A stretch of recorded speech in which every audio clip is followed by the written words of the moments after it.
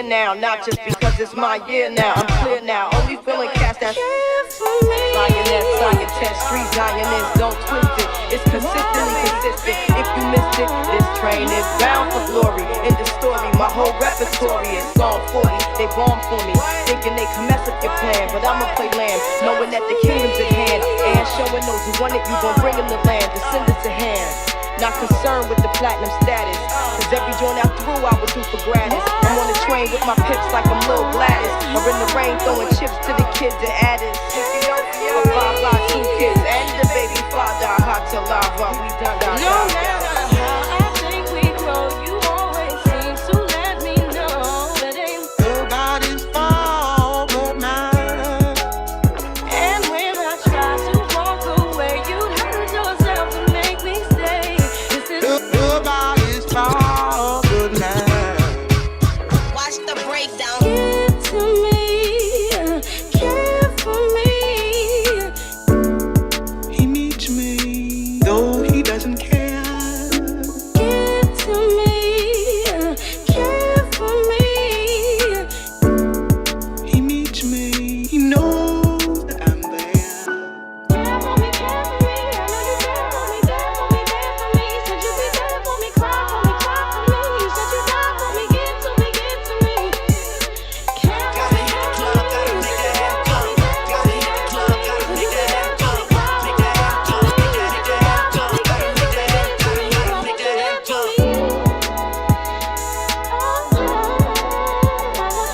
for me. I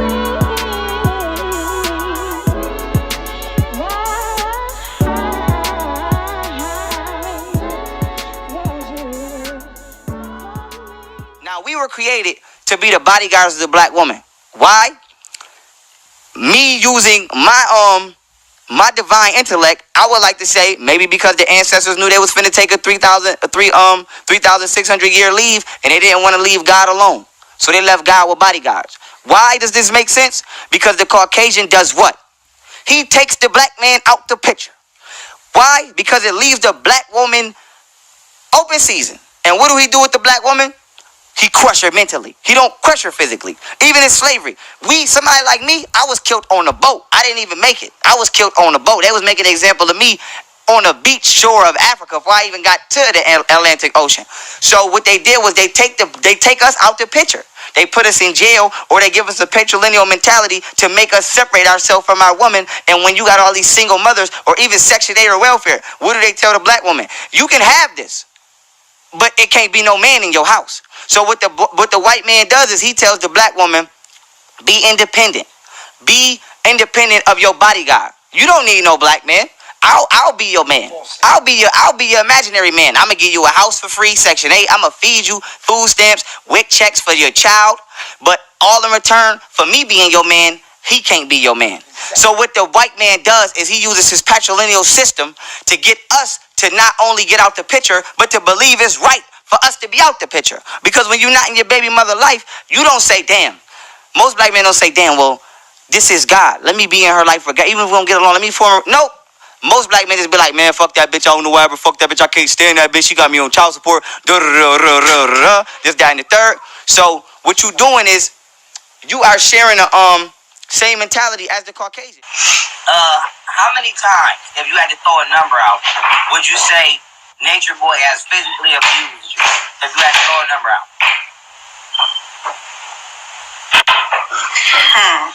Okay.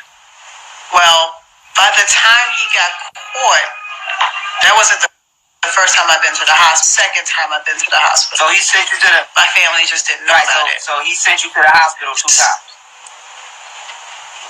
Twice. Sent me to the hospital. The first time he did, that caught me so off guard. I went to the hospital because my ear, it was blood coming from behind my ear, and I didn't know, like, what the fuck. I've never been in a relationship where somebody put their hands on me. Like, I did not know how to respond to that at all. Because while I'm sitting here thinking, it's just times. He even put a gun to my head one time. Let's shit. If you want to talk about it, let's talk about it. Shit, we here today. And it was most of the time he was drunk.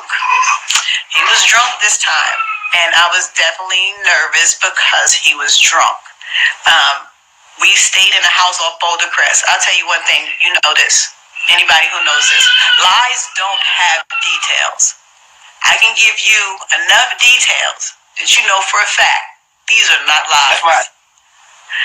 We stayed in the house off Boulder Crest, Atlanta, a gated community. Yes, we did have the roommate at the time. I think we had the roommate at the time. I'm not quite sure. I ended up getting a roommate because something happened, and it was a male guy, but I'm not sure if he was living with us. So I'm going to take that out the story because I don't think so.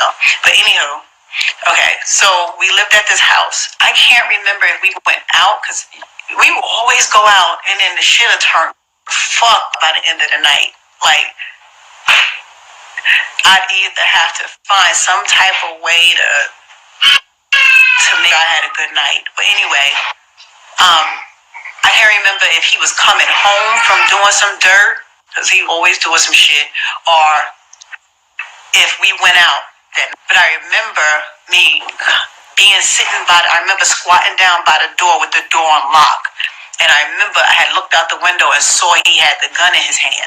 And he was knocking on the door, telling me, open the door, open the door. He was trying to be nice. Open the fucking door. And I was just like, no. I remember being on my phone this is the only time I remember trying to call 911. And for some reason, I could not fucking get through. It was probably because I was so fucking nervous. You know what I'm saying? Like, I didn't know I was in my head really trying to think how to get out of this situation because I know him, and I know he can't control himself when he's drunk. I could easily get night if I do not play my cards right, or if I do not play chess instead of checkers. So I do remember at some point letting him in, and I was talking to him. I remember being on my knees, and he had the gun to my head, and I was talking to him, and I remember him saying, why the fuck you ain't open the door, bitch? And I was like, I'm sorry. I remember saying, I'm sorry. I forget what I said, but I know whatever I said was basically on some submissive shit because a lot of times I didn't have that in me. And that's where he likes for you to be submissive. And so I talked to him really sweet. I know that. And I was like, baby, give me the gun. Give me the gun. Like, I'm here, like, let him know I'm here with you. I'm here for you. I love you. I would never do anything, to hurt you or to harm you, that kind of shit. And I somehow got him to put the gun down. And to be honest, I didn't run or get away from him. I took him to Wendy's. I remember taking him and put him in the car, and he was drunk as shit. I put him in the car, and I told him we're going to go get something to eat. And we went to Wendy's. And at this time, we used to love to eat out. And Wendy's, we used to call her that redheaded bitch. Remember that? And we used to go see that redheaded bitch and go pack up. You used to like the chicken sandwiches with lettuce and tomatoes and pickles and cheese on it. And I got you a few of those, some fries and a shake. What do they call those? Because I ain't had them shit in a long time. A Frosty? That smoothie ice cream shit they get. A Frosty, right. I got your ass a Frosty. Right. You was sitting there happy as hell, fucking that shit up in that bed. We rode back to the crib. We fell asleep sitting on the couch. We had a black leather couch, and we used to watch True Blood from every fucking Sunday night. Facts. So we went and got on the couch, and we pulled out the chairs. As a matter of fact, they did have the roommate there because that was couch. So in the recliner, and we fell asleep right there. When he woke up in the morning, he was like, what happened? I remember a little bit about last night. What happened, babe? And I told him what happened. Of course, he did the apologies and, the kiss. Oh, my God. I got to stop drinking. I can't be hurting my baby. about him abusing you and him putting a gun to your head, and people cursing him out in his comments. But his response to that was he was being passionate with you. And so he's over there literally eating a bucket of popcorn laughing. Like this shit is funny. Yeah, he used to always call it passion. That's what he called it. Passion. I'm passionate about you. That's why I put hands on you. And he just said that in the video we played too. That's crazy you even said that because he just said it. Yeah. And he said he wanted to kill me plenty of times. Yeah, so Try to. yeah, he's a sick bastard. And so I just wanted to tell you that, just to let you know that even after all these years, remorse still has not crossed this nigga heart. So, He used to say sorry all the time and do it again. yeah, he's a bastard. But you left off And do it again. He told you he was possessed by a demon when he was a kid or something. He did. He told me he was possessed by a demon when he was a kid. He said he can look in the mirror and see the demon. And my assessment of it is that that demon don't like me. That demon don't like me because I give Eligio strength to get rid of him. When I was with him, I gave him the strength to fight him, to keep him away. I think the real Eligio is very weak. And he wouldn't fight if he didn't have to. And I gave him the strength to fight, at least a little bit. Right. At least a little bit. I would see Eligio, and I definitely saw that demon. And his eyes and know the difference. And he knows I know, and I would get the fuck away from him. He would hate when I leave him. I don't care where we were at. When that demon showed up, I was ass, and he was chasing me down. I'd find a way. Like, I gotta get out of here. Right. Because that motherfucker wants to kill me. And has tried several times and just not has succeeded. Right. Just haven't succeeded. And I guess either it's because the Eligio in him would help, hold him back to a certain degree or make him come to his senses to some point. But there are plenty of times where he was choking me. Neck is in the corner of his arm. His arm is big as shit. Right. I could not breathe. I cannot say a word or nothing. And then he'll just let me go right when I'm about to just go out. And then he'll be upset. Like, what? And I'm like, the fuck is wrong with you? I'm like, I've never been in no shit like that. Never. A lot of incidences where he said it was talked back and we were fighting, the majority of that shit was in his head. He used to think I had relationships or I liked people I never fucking met. Like, swear to God, you know this shit. He used to get on the phone with have a whole conversation. We in the car chilling, having us a good time. He on the phone, yeah, chopping it up. He get off the phone. Now all of a sudden, I like the dude you just talked to. I don't know who the fuck you talking about. Him? Nobody fucking thinking about him? You don't think he attractive? No. Why are you asking me? Like, I give two flying fucks. That's your fucking friend. My response, I was so fucking annoyed by it that my mouth was like on some, what the fuck is wrong with you? And he can't take you talking to him like that. So it'll turn out to be something where he's choking me up or, you know what I'm saying? Mushing my face or some like, it was violent. You know what I'm saying? It become violent because we had fights over something that never fucking happened. I never talk to them. I don't know them. I don't like them. I still don't talk to them. Like, it's crazy. If I was into somebody, now would be a good time to get into them. I have a point about Osiris throwing the phone. That's kind of cool because it's in direct sync with what I'm getting ready to show. So, Natureboy messaged you earlier, and the message was not only you telling him that Osiris broke the phone because he doesn't answer the phone when you call, but also him trying to say that you're the only person that could save him. So Nature Boy said, how are you following a hate page about me? My heart is broken. You are doing this to me. He said, yo, why are you doing this to me? Now you said, Osiris broke my phone again. So no, I'm not getting anything. I don't do anything with you in mind, so please don't assume that anything I do has a direct connection to you. I am on that page, and that is who I am concerned with. Me. Shake my head. And before I continue on, what page was he talking about you following? I don't know. Okay. Then continuing on, you said, and yes, he asked for you, and he was calling you before he broke the phone. Partly, it's broken. He throws it when, wait a minute. Oh, I'm going the wrong way. Hold on, I'm going the wrong way. These are not in order. Okay, you say he throws it when, okay, where is this at? Okay, I missed that part. We're going to expound on it. But basically, it was he throws the phone when he calls and Nature Boy don't answer. And then you said something else is going with him. I'm going to come down here. He said something else is going on with him. No one can figure out. I don't have time to look after you. You should go in the jungle and keep to yourself.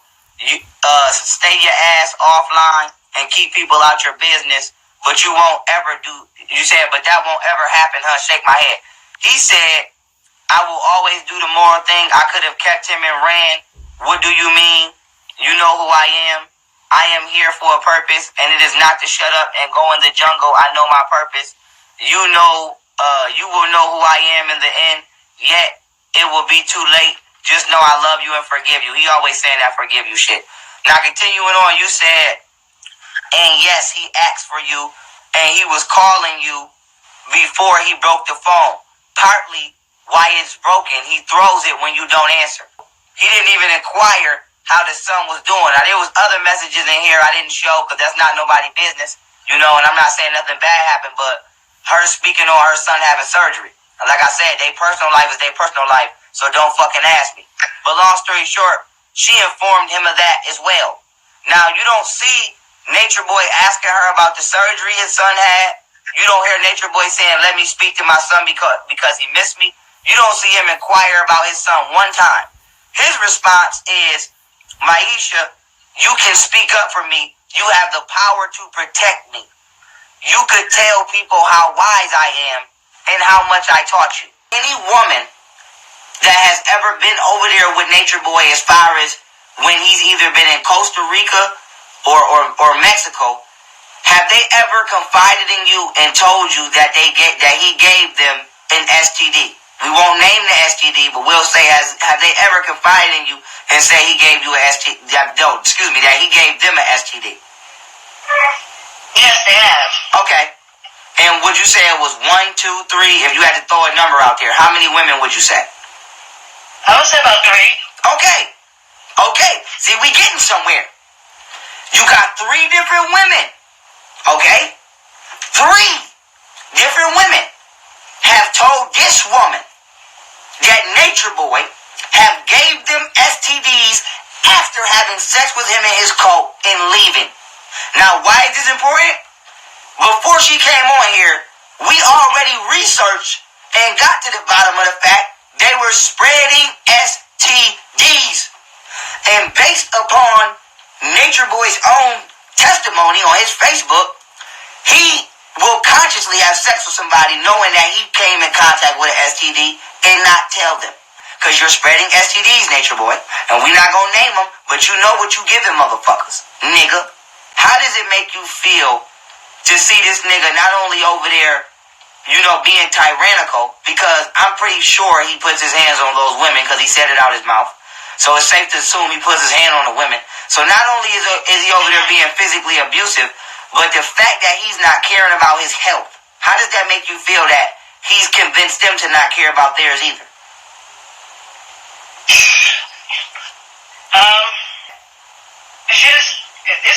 It's crazy. I'm at the place where I don't know why any woman would pack up and go over there in the first fucking place. And when you get there, you are immediately having sex with someone you just fucking met. Now you are a direct. What is this? You didn't even, and most of them women didn't even go over there to be wives. Like, what? Let me tell you. Okay, when we were together or trying to put our stuff back together, like I told you, I'm the investigator. I'm the chick that will go through your phone and go in your shit, right? Right. If I think something is wrong. So I would go in his phone. I'd be all in his DMs and Facebook. What is that? In his Facebook and his messenger, all in his messenger, and see all the conversations he's having with all these women. When I say that shit is packed, all these women, and I am flabbergasted. It should never be that fucking easy. Yo, where are we at that this shit is that fucking easy? And that's why they end up in those situations like that. Like, it's just that easy, like calling Chinese food fucking on, fucking what? Grubhub, Uber Eats. It's that fucking simple. The shit get on the fucking plane, it arrives, I get to eat. That's crazy. So we had our going away party. His boys came out first. They all at the bar getting drunk, blase. So I'm sitting up at the DJ booth with my cousin. We sitting back because I know how he get. I don't like being around him when he get drunk. Right. We both drove in separate cars because I came after work. Right. And then he met me there. So I see him on the dance floor. He's pulling on other chicks. He's trying to holler and dance all on them at our going away party. So I'm like, all right. He comes up the booth and he's trying to get me to come out. And I'm like, nah, I'm good. I don't want to come down because you down there. He bites me. And he was like, come on. You know, he bit me on the slide because my cousin was right there. So I was like, get the fuck away. When he did that, I was just like, yo, when he leave, I'm leaving. Right. You know what I'm saying? Like, I'm not saying nothing. I'm out the door. So he was like on some fuck you shit and walks away, right? Go downstairs and get another chick face. As soon as I see him go, I bounce it. I go outside. When I get outside, the police are outside. You know, they always watch the clubs. So I'm going to my car. You know, they trying to holler or whatever. But they don't know I'm trying to get away real quick. So I'm getting to my car. So he's following behind me. And I'm like, yo, keep him away from me. Right. You know what I'm saying? I jumps in my car and I go to my aunt's house. I get in my pajamas and I get ready to put my kids in the bed. I have an older son and daughter at the time. Right. I put my kids in the bed. We go in the bed. Fuck this shit. We'll talk about shit in the morning. Correct. Then there's coming outside my house and my aunt's house. I look out the window. He's stabbing my tires to my car. Then he goes to ringing the doorbell all crazy. Now, my aunts are older women, so he's ding, ding, ding, ding, ding, ding, ding. And I'm like, yo, you trying to get me kicked out tonight? Like, what are you doing? So I go to the door. He like, come outside. I'm like, nah, like, you've been drinking. I know you. I don't do you with alcohol. Like, go ahead. Right. Like, you know what I'm saying? Go where you going tonight. I don't care what bitch you lay up with tonight. I don't want none of it. Go ahead. You know what I'm saying? Right. So he's trying to he pulls me outside. So we come outside, and I was holding onto the door. So when I held onto the door, I closed it. So he outside, and he's talking. I don't remember what he's saying because he's drunk. You know, he's talking. So, all right, well, I'm going to go back inside. And I put my hand on the door. Every time I put my hand on the door to go inside, he would punch it down. After a couple, I was just like my hand hurt. At least you don't know. I don't put hands on him. We made a pact when we first started dating. You don't touch me, I don't touch you. I held up my end of the bargain because I don't like that shit. Like, don't put hands on me. I don't even play wrestle. I don't even want it to seem like we about to get some. I don't do that. So, I remember standing on the edge of the rail talking so hid that he made my hand hurt. I told him I hate him. And I didn't want to be with him no more. I didn't see the first punch. But I do remember the second one because he almost knocked me over. Then he grabbed me and dragged me down the stairs. He got on top of me. He was beating my face in. And luckily, I don't know how, because this was like Conyers, Georgia, in the kind of like countries are not that close together. Somebody or some neighbor saw something or heard something and called the police. gonna die that night because there was no fucking way my aunts was gonna hear me. My kids couldn't hear me because my oldest son does music, so he had the headset on. He heard shit. Right. My daughter was like 2, hearing nothing. So I just like, yo, he about to just kill me tonight because I can't do shit. You know what I'm saying? Nobody's coming through. I don't know how the police just pulled up in the yard. They saw him on top of me and they pulled him off of me. And when they pulled him off, I was so fucking heated. I swung at him. And that's when they grabbed me and they was about to arrest me because they saw me swing at him. So now we both had a charge. But when they pulled me into the light and the female officer saw my face, her face, she looked like she was about to cry when she saw my face. And I was looking at her like, what? You know what I'm saying? Like, why are you looking at me like that? And she said, call an ambulance, right, to the other guy. And she was like, put him in the car. Like, and she took the cuffs off of me, like, no. And they put me in the ambulance and I went to the hospital. That's the picture with me doing like this at the hospital because my sister came to check on me from the hospital because I guess the police came back to the house and they woke my aunts up and the children. They was telling them that I went to the hospital and I was attacked and everything. And then so my family got up in the uproar like, what the fuck happened? Like, I didn't hear anything. And that's why that picture was up, if y'all ever seen that picture. Right. And that's what happened. And he did get arrested. And he spent, I think, maybe 2 or 3 nights in jail. And then he got out and he went to Indiana. He was looking at 20 years for that charge. The judge who was on the bench for overcase was looking to be reelected, and so he was ready to throw the book at him because he wanted to look like he was really for against domestic violence. I should say he was against the violence. That really would have looked good on his campaign.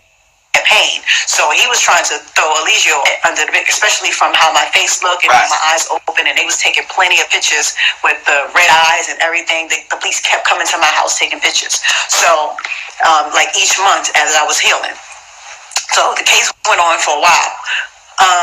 He eventually did get off, and how he got off was of me. At first I said I was going to have nothing to do. He's on his own. He got out how to get out of it because he figured out how to put himself in it. He don't listen to me, so here's his way out.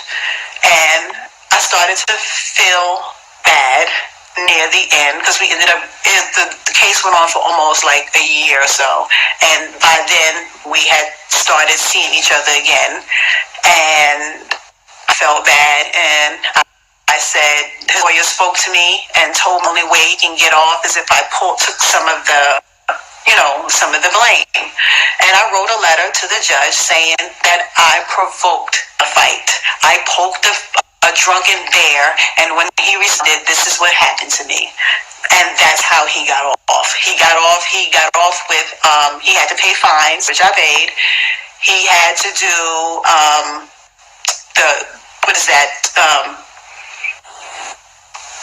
anger management classes and all that, and that's all he had to do to get off. He did that, I think, for maybe about a few months to a year, and he didn't ever, and all that time that he was doing that, he didn't put hands on me. None time. Okay. Everything seemed to be like, okay, learned the lesson. You're not the only woman who ever loved a man that you got him out of some shit clearly that you didn't have to. So that's why this is powerful that you coming on here telling this story, because it's showing people what happened when you don't nip a motherfucker in the bud. Motherfuckers don't, people like that don't change out of their ways. They just find another environment to do the same shit. And so, I'm glad you're telling this story, because it's definitely, it's relatable to a lot of people, more than people want to admit. You never realized that he would have an impact on your family. You know what I'm saying? So just let people know how real that is in regards to people, not just people with platforms not speaking up, but how real it is knowing that it's somebody crazy out there, and then one day realizing that they directly is affecting your personal family. Right. Like, I remember being on YouTube like years ago. And I saw his first clip, and my sister nobody even knew about this guy.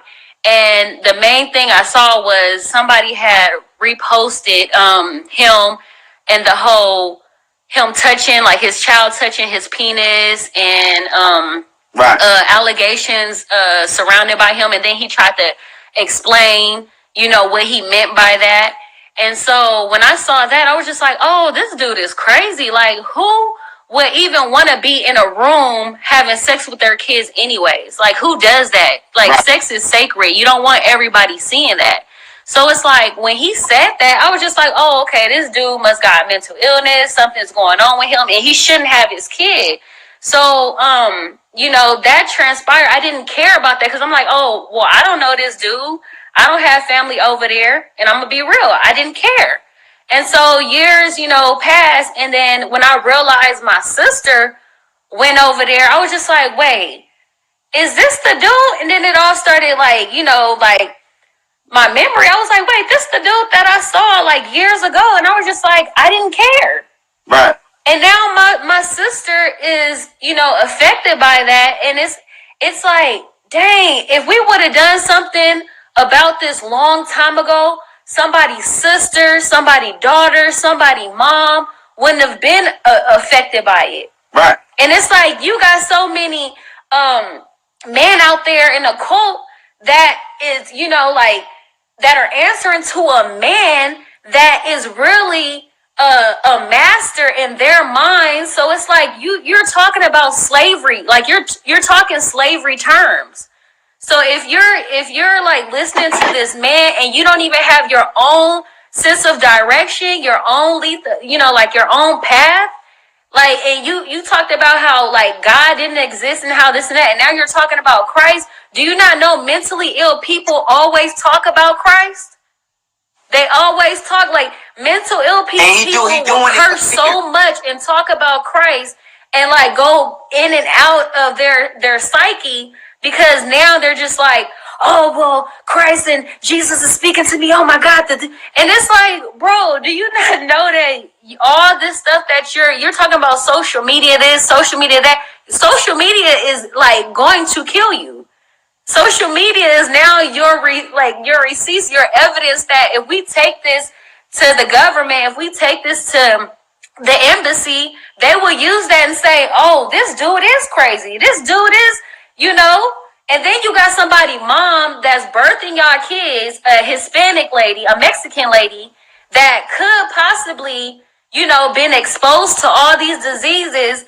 And now that's somebody's mother. They don't play in Mexico. They will chop your head off with a machete and send it to your doorstep. And it's like, just because you don't have a mother or a father or people that care about you, that's not reaching out to you, doesn't mean that everybody else is in that same, position. So it's like, we got people out here that's trying every day to talk to their family, and we're all blocked. Don't get it misconstrued. Like, we're blocked. We can't talk to our family members because we have to say something. Like they were talking about a man and a female. If you lick the clitoris, that means that you're sucking dick. It's like, bro, how you gonna say that everybody's gay? How you gonna use a baby's body part in the womb that's not even fully developed until the Y chromosome, comes into play? But how you gonna say, oh, we all have the same genitalia? Bro, that's in the womb. That's not outside of the womb. We don't all have the same genitalia. Right. Like it's I don't understand it. And then you trying to use sex as a way of like you're describing a baby's genitalia for sex. You don't do that. That's disgusting. You don't say that. You don't say that. And that's nasty, because at the end of the day, it's like, all this stuff you're putting on social media is following you. Like, you don't understand. You're just talking about you don't care. I'm trying to live nature, life and all that. Then why are you constantly putting all this negativity on the media? Like, we're not supposed to care. Like, we're supposed to sit back and eat popcorn like, oh, this dude crazy. Let me continue. No. Like, you talking about babies. We don't even care about our genitals when we're a baby. We don't care about sex when we're a baby. We don't care about none of that. Then you talk about, oh, well, somebody didn't tell me anything about sex when I was little. Okay, first of all, there's some situations where everybody can't talk to you. But you start learning on your own path, on your own direction. You can't blame your family for not telling you that, like about sex. You can't blame nobody but yourself. He kicked you out for not wanting to sing, Right. And I do mean sing, y'all. As crazy as this shit sounds, I do mean sing. So, he told you had to go because you didn't want to sing with him in the group. And you ended up, if I'm saying it correctly, being robbed and etc. And so, that potentially could have put your life in danger. And so the reason I'm saying, and I'm saying that because this is the second time that somebody, whether it be you or the group, Natureboy has led them to being on the other end of a gun. All right. Well, my name is Blue, and basically, what happened, I had went to Costa Rica before. I just slept in a tent myself, and I was all about the movement and getting back in nature and all that. Getting in tune, getting closer to the sun and all that. But what happened was that after me being in Costa Rica, I came back to the U.S. and I was talking to Natureboy, and I guess he liked my energy and my vibe, and he told me I can come over there and stay with him. And I told him, at the time I didn't have that much money. So basically I had said, hey, if I get a plane ticket over there, that's gonna be all my money, so I won't have any money. And he was like, okay, that's cool, you can come over. And I was like, all right, so I went ahead, got the plane ticket, I met him. Initially everything was cool. He popped a bottle of wine, said the family's growing, and everyone there was cool, as it appeared to be. But I remember when I had got there, I had some kind of I guess infection on my leg, and I was telling him, I'm like, look, man, I got this infection. I need this kind of to be healed. And he was like, everything's mental, so just change your thoughts and then just go bathe in the river and all that. And so I went ahead and did it, and it wasn't healing. It wasn't healing, basically. So it was really bad. And the whole time I was there, I remember it was just like oozing and all that. It was bad. But anyways, so I got there. And how the hell? I don't mean to cut you off, but how the hell he gonna tell you? Go change your thoughts and go bathe in the river. Well, we can clearly see, that healing is not taking place. And that's that's just ridiculous to me, because I have to say that because there's no telling how many other people got medical illnesses over there, and he telling them just change your mind about it. But I'll let you continue on in the story. Right. Yeah. So it definitely wasn't healing, and so, there'd be times, he tells me, personally, if I was you, I'd go out to the river every day, and I was like, okay, I'm gonna go ahead and do it. I'm gonna take his word. And there'd be times, everyone goes there as a group, so how their energy is and how it works is that, everybody does things together, at least when I was there, if someone goes out and does something, they're going to either take someone else with them or the whole group. And basically, so at one point the whole group was trying to go to a river. Natureboy, it started getting dark, and he was like, nah, you know what, let's head back because there's a lot of mosquitoes. And so I went ahead. I was like, man, I kind of want to wash this off my leg. He's like, I tell you, you want to go back, right, to the river. And I was like, yeah. Basically the reason why I'm saying this is because there's certain kinds of he told me that basically that I'm not on the same frequency. I'm doing things that are different from him.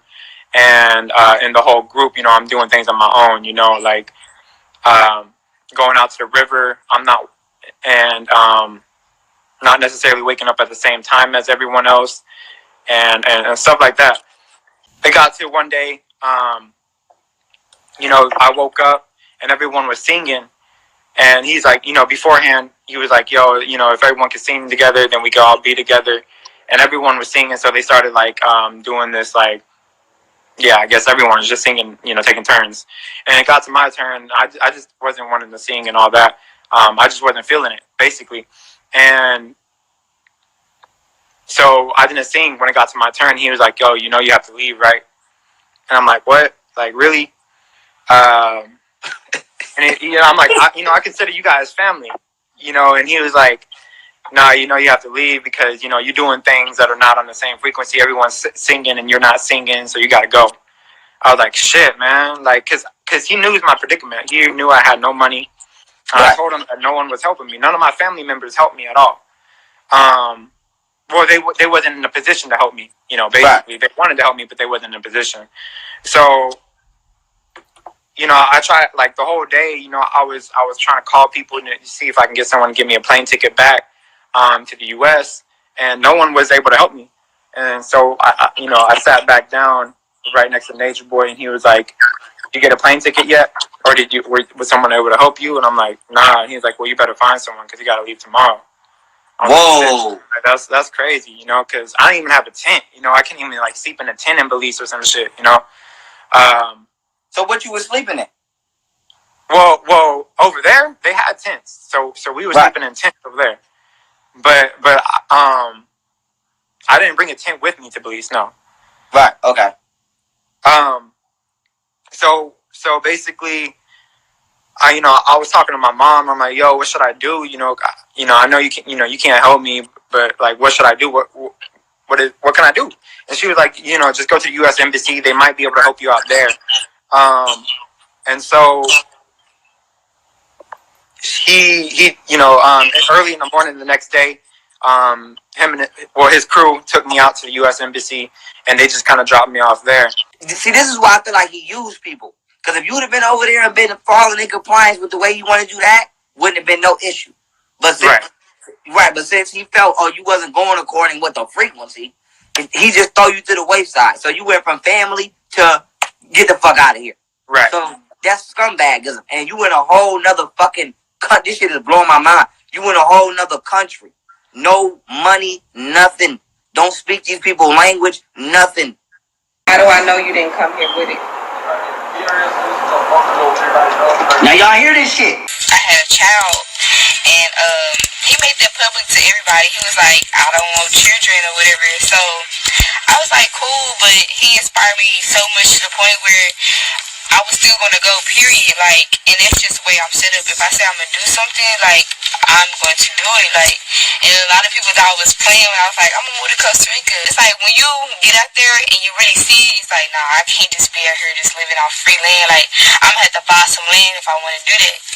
When you first come, you gotta put money in a pot. I put $3,600 in the pot, man. $3,600, yes.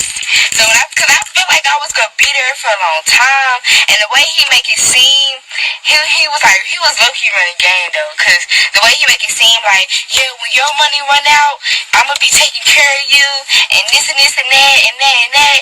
And so when I was there, like, I was being fed. We did go out, we did went places. We was going out to eat. We were doing this and this and that. But still, like, they wasn't even being constructive with the money. Like, they were buying $1,000. The ping pong table was expensive. They bought a ping pong table. They bought a ping pong table. And they was just doing all this unnecessary stuff. And I was like, that looks like that's my money, like, type thing. And so, yeah, I had put $3,600 in the pot. And then when I left, I was there for 2 weeks. And when I left, they only gave me, like, $1,600 back. So I was like, I'm not really like a money fiend, or like I don't really have like money come and go to me. Like I can't say I can easily get $2,000 back, but it was like, dang, that was a learning experience. Not to really trust nobody like that. Like, to me, that wasn't right. Like, like, y'all ain't been spending constructively. Like, you know what I'm saying? Like, they could have went to something way more productive to me. Like, but yeah, so after I left, he was just like, yeah, we think you should go. He just got it for everybody. He was like, yeah, do y'all feel like she should go? Y'all feel like she should go? And they was like, I'm like, dang, I thought we was cool. Like, I really thought it was cool with some of the people there. But they was flip-floppy. Like, once they get around Natureboy, they act like they didn't know me. But once we wasn't around each other, when we was around each other, they was like, yeah, we cool, we vibing. We get around Natureboy, they like, they don't know me. Alright.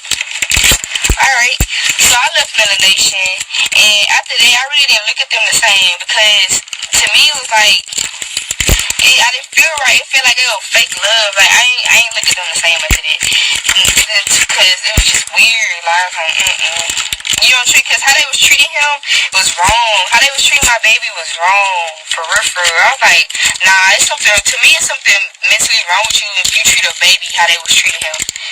And I was like, all right, man, it's out. It's a wrap. And so right after I left, that's when they had got like stopped by the police or whatever. And then they was like, they basically got beat by the police because from what I'm hearing, they was fighting the police. And you know you don't fight the police. Like they was basically like they want to get out the van. They wasn't cooperating. So I mean, everybody know wherever you go in this police, you're supposed to cooperate because they will beat your ass. Like if you try to fight them, and that's what happened. And I'm sorry that happened for them. And I'm just happy I wasn't with them. Honestly, for real, because me and that wouldn't have been good for my baby.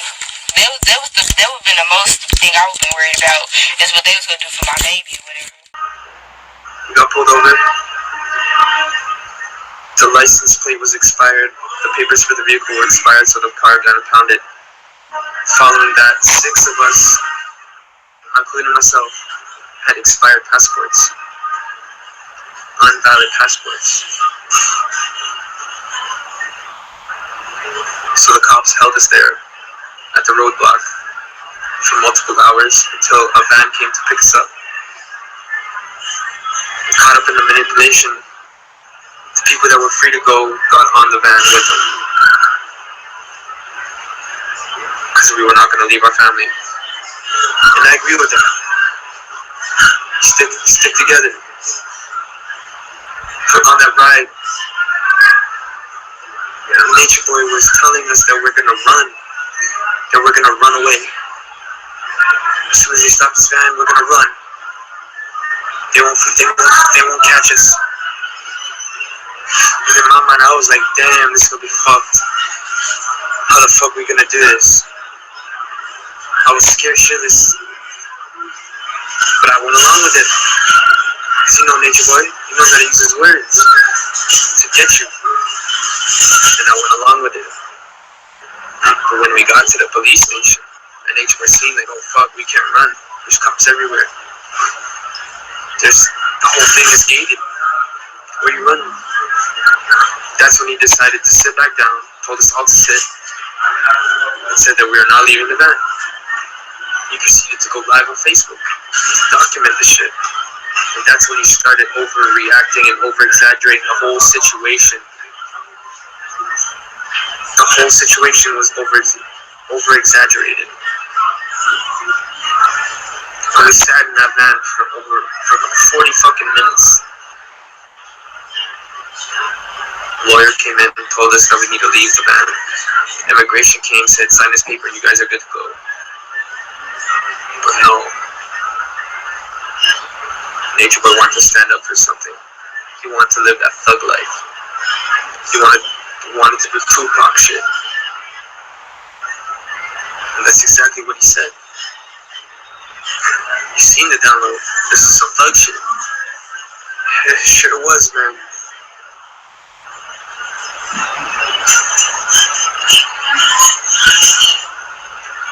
Cops then came into the van, grabbed Natureboy by the head. His wife started screaming. Everyone else started screaming. They grabbed the other people. Everyone stood up, tried to grab Natureboy. Olmec threw a punch. That's when everything just went crazy.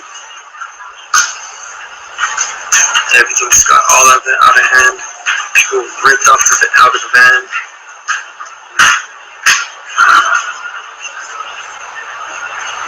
The girls were fighting back. All got out of the van, handcuffed. Olmec was beat the fuck up. Got his face kicked in.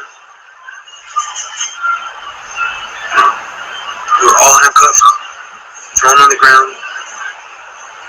And I'll admit, me, T, and Pyru, we got the least force used on us. because we cooperated. We didn't fight back. And my heart goes out to Key because he's seen the manipulation that Natureboy was putting on us. I seen you, Key. I seen how you felt. I felt your energy. From the time we got pulled over to the van, and even until the next day. And they had expired passports. What the fuck do you think's gonna happen? Honestly, what the fuck do you think is gonna happen? You're obviously gonna get pulled over. You're obviously gonna get caught. Especially if you have expired license plates under someone else's name. And at the end of the day, Natureboy did this to himself. He wanted to get locked up. He wanted to create a situation out of it. For what? For views? For video? Now they're trying to put it on me. I got the attorney calling me. I don't know if Natureboy's calling me through another number. I ain't answering anything. I'm no longer a part of this situation. All of this could have been avoided when you had the chance. And now you're trying to drag me back into this shit after they freed me. I ain't falling for it. I ain't falling for it. You put people in danger, now deal with it. There's not much I can do, guys.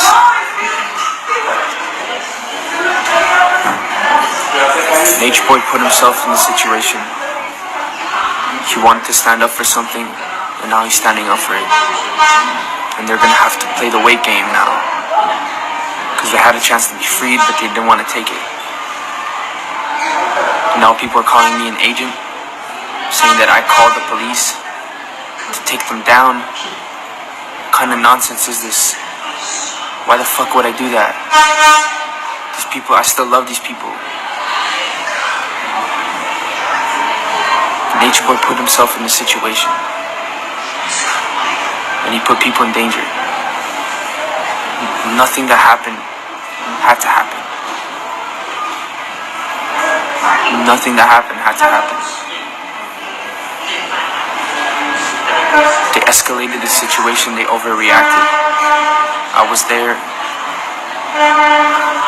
I seen everything. Nothing had to happen. No violence, no fight, nothing.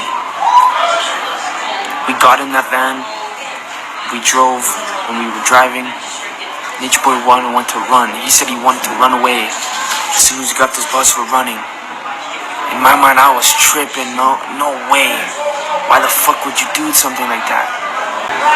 Why the fuck would you run? And when we got to the cop station, he realized that we couldn't run because we were trapped. So he played the game, oh, we're not getting out. We're staying in here. We're staying in the van. And you guys seen the video. And if you really watch the video, it was all overreacted, over-exaggerated. Of course cops have guns. Every cop has a gun. In no way would they ever fucking kill us, shoot us. But Natureboy, you want to escalate the situation. You want to make a video of it. You want to get views out of it. You want to build something out of it. And at the end of the day, it was all for no reason.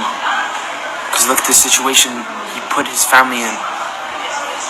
I happened to leave on my own will. Ain't nobody kicked me out because they ain't like whatever was going on. I left because Natureboy one time said that Latin people aren't conscious enough and the information ain't for them anyway. Right? So I heard that, and then I heard him say, what can we do? He said, are you doing your best?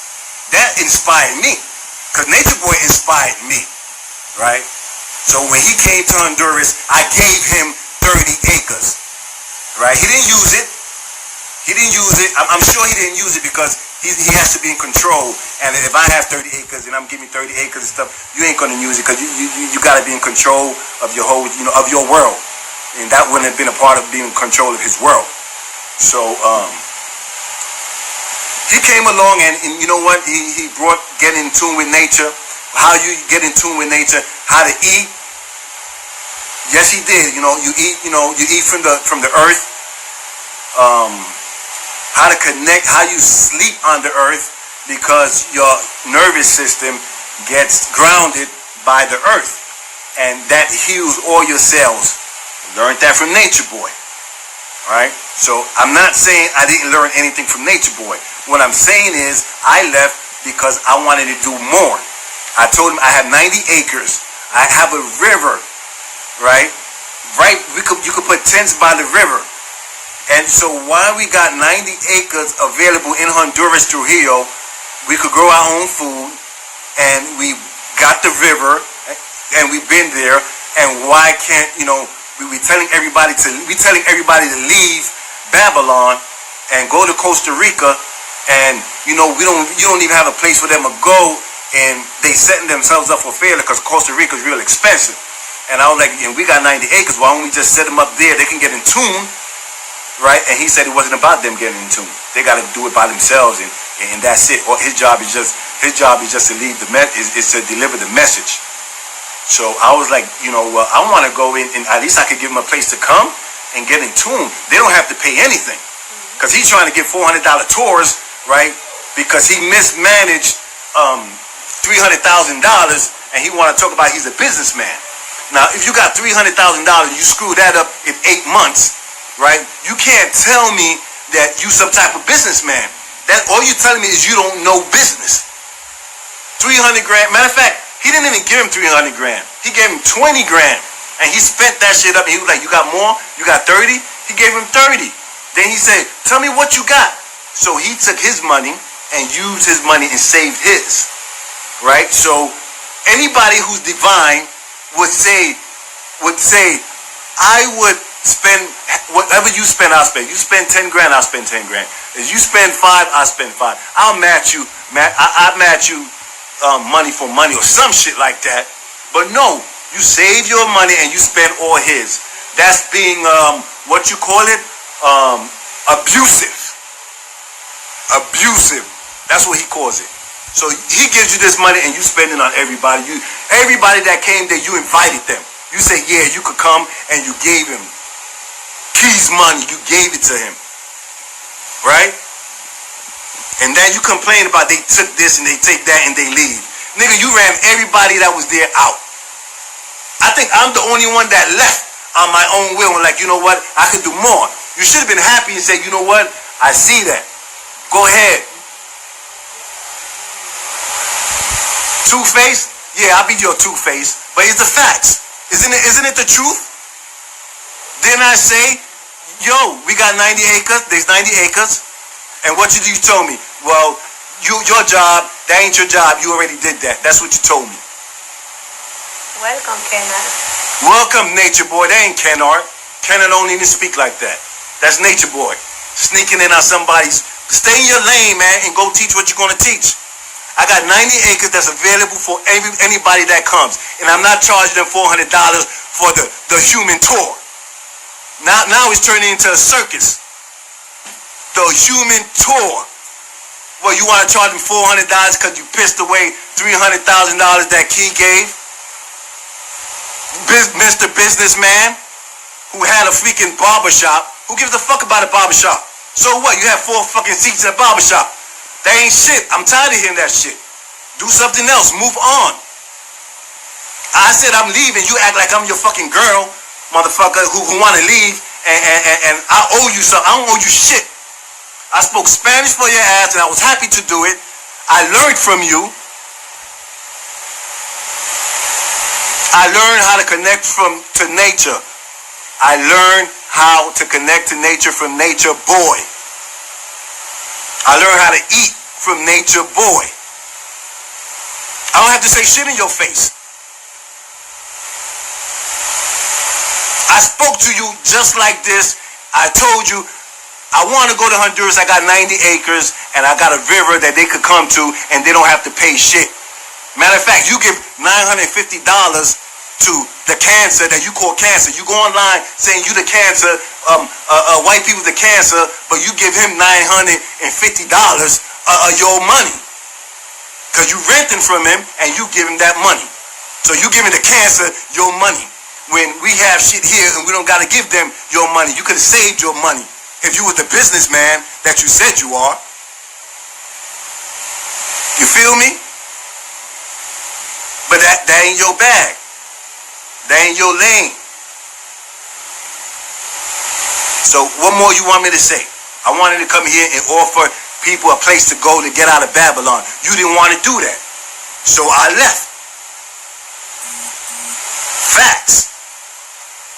So I left because you didn't want to say reflections. Come to Honduras. You know, Phoenix has 90 acres where you could put your tent. You know, we could figure it out from there. You could get in tune there. Then getting in tune in Babylon where they're killing you with chemtrails, your water. You're not getting UVB. Why you ain't saying that? Why you ain't saying you turning Melanation into a tour because you ran out of your business expertise, you ran out of money. Why you ain't saying that? So you want to charge people $400 to come for a visit. Dude came for like 3 days, man, and you gave him fucking potato and fasted and took pictures with him. And now you turn this shit into some type of clown shit. You know what I'm saying? That's what you do. That's what he does. And you get tired of this shit, man. Why everybody leaves, they become a villain. Why everybody that leaves, it's because they did something wrong. You haven't figured it out that it was you?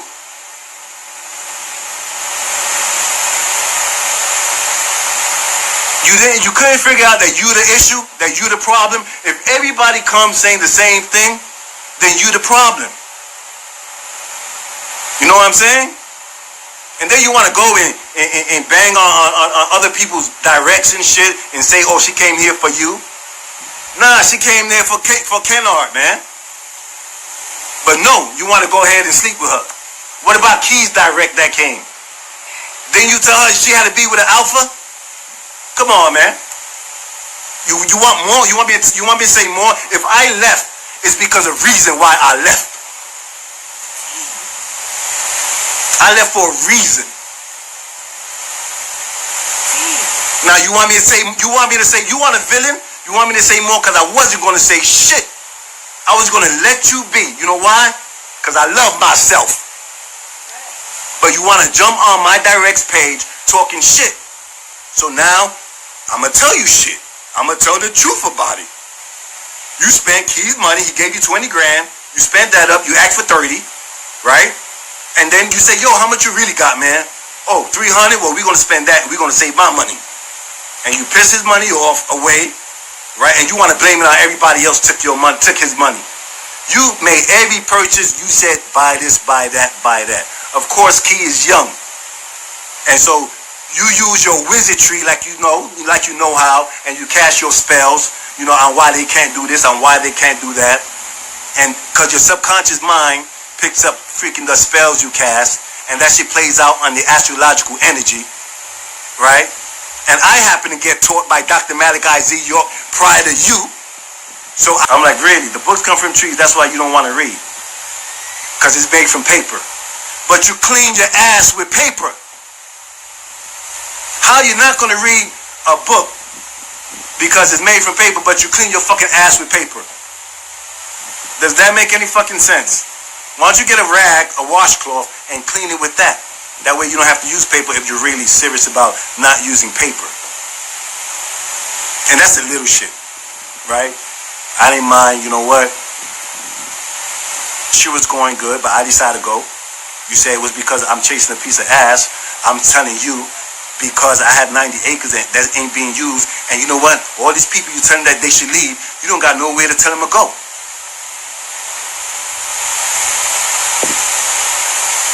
You don't have nowhere to tell them to go. They're going to go to Costa Rica, which is real expensive. You complain about it because they all they all white, right? You say they're all Europeans, but you up in their European shit. And they look at you all funny when you went to eat chocolate cake. You try to call it freaking vegan. You know damn well that shit wasn't no fucking vegan chocolate cake. Who you try to fool? But damn, man, now you got me being your fucking your anti-nature, right? That's what you wanted? Well, you know what? I'm expressing myself and I'm telling them the truth. All right? And that's the truth. Now tell me that's a lie. What you gonna say? Oh, I ain't telling you in your face. I told you I was gonna leave. That's what I was gonna tell you. But you couldn't fool me with your motherfucking wizard shit. You know why? Because ain't no might and no power except by El Elo. That's how you couldn't get in my head, motherfucker. Ain't no might and no power except by El Elo. All of y'all motherfuckers there say that. And you're gonna see how this motherfucker gonna crumble. Ain't no might and no power except by El Elo. You ain't no Dr. Malachi Z. York.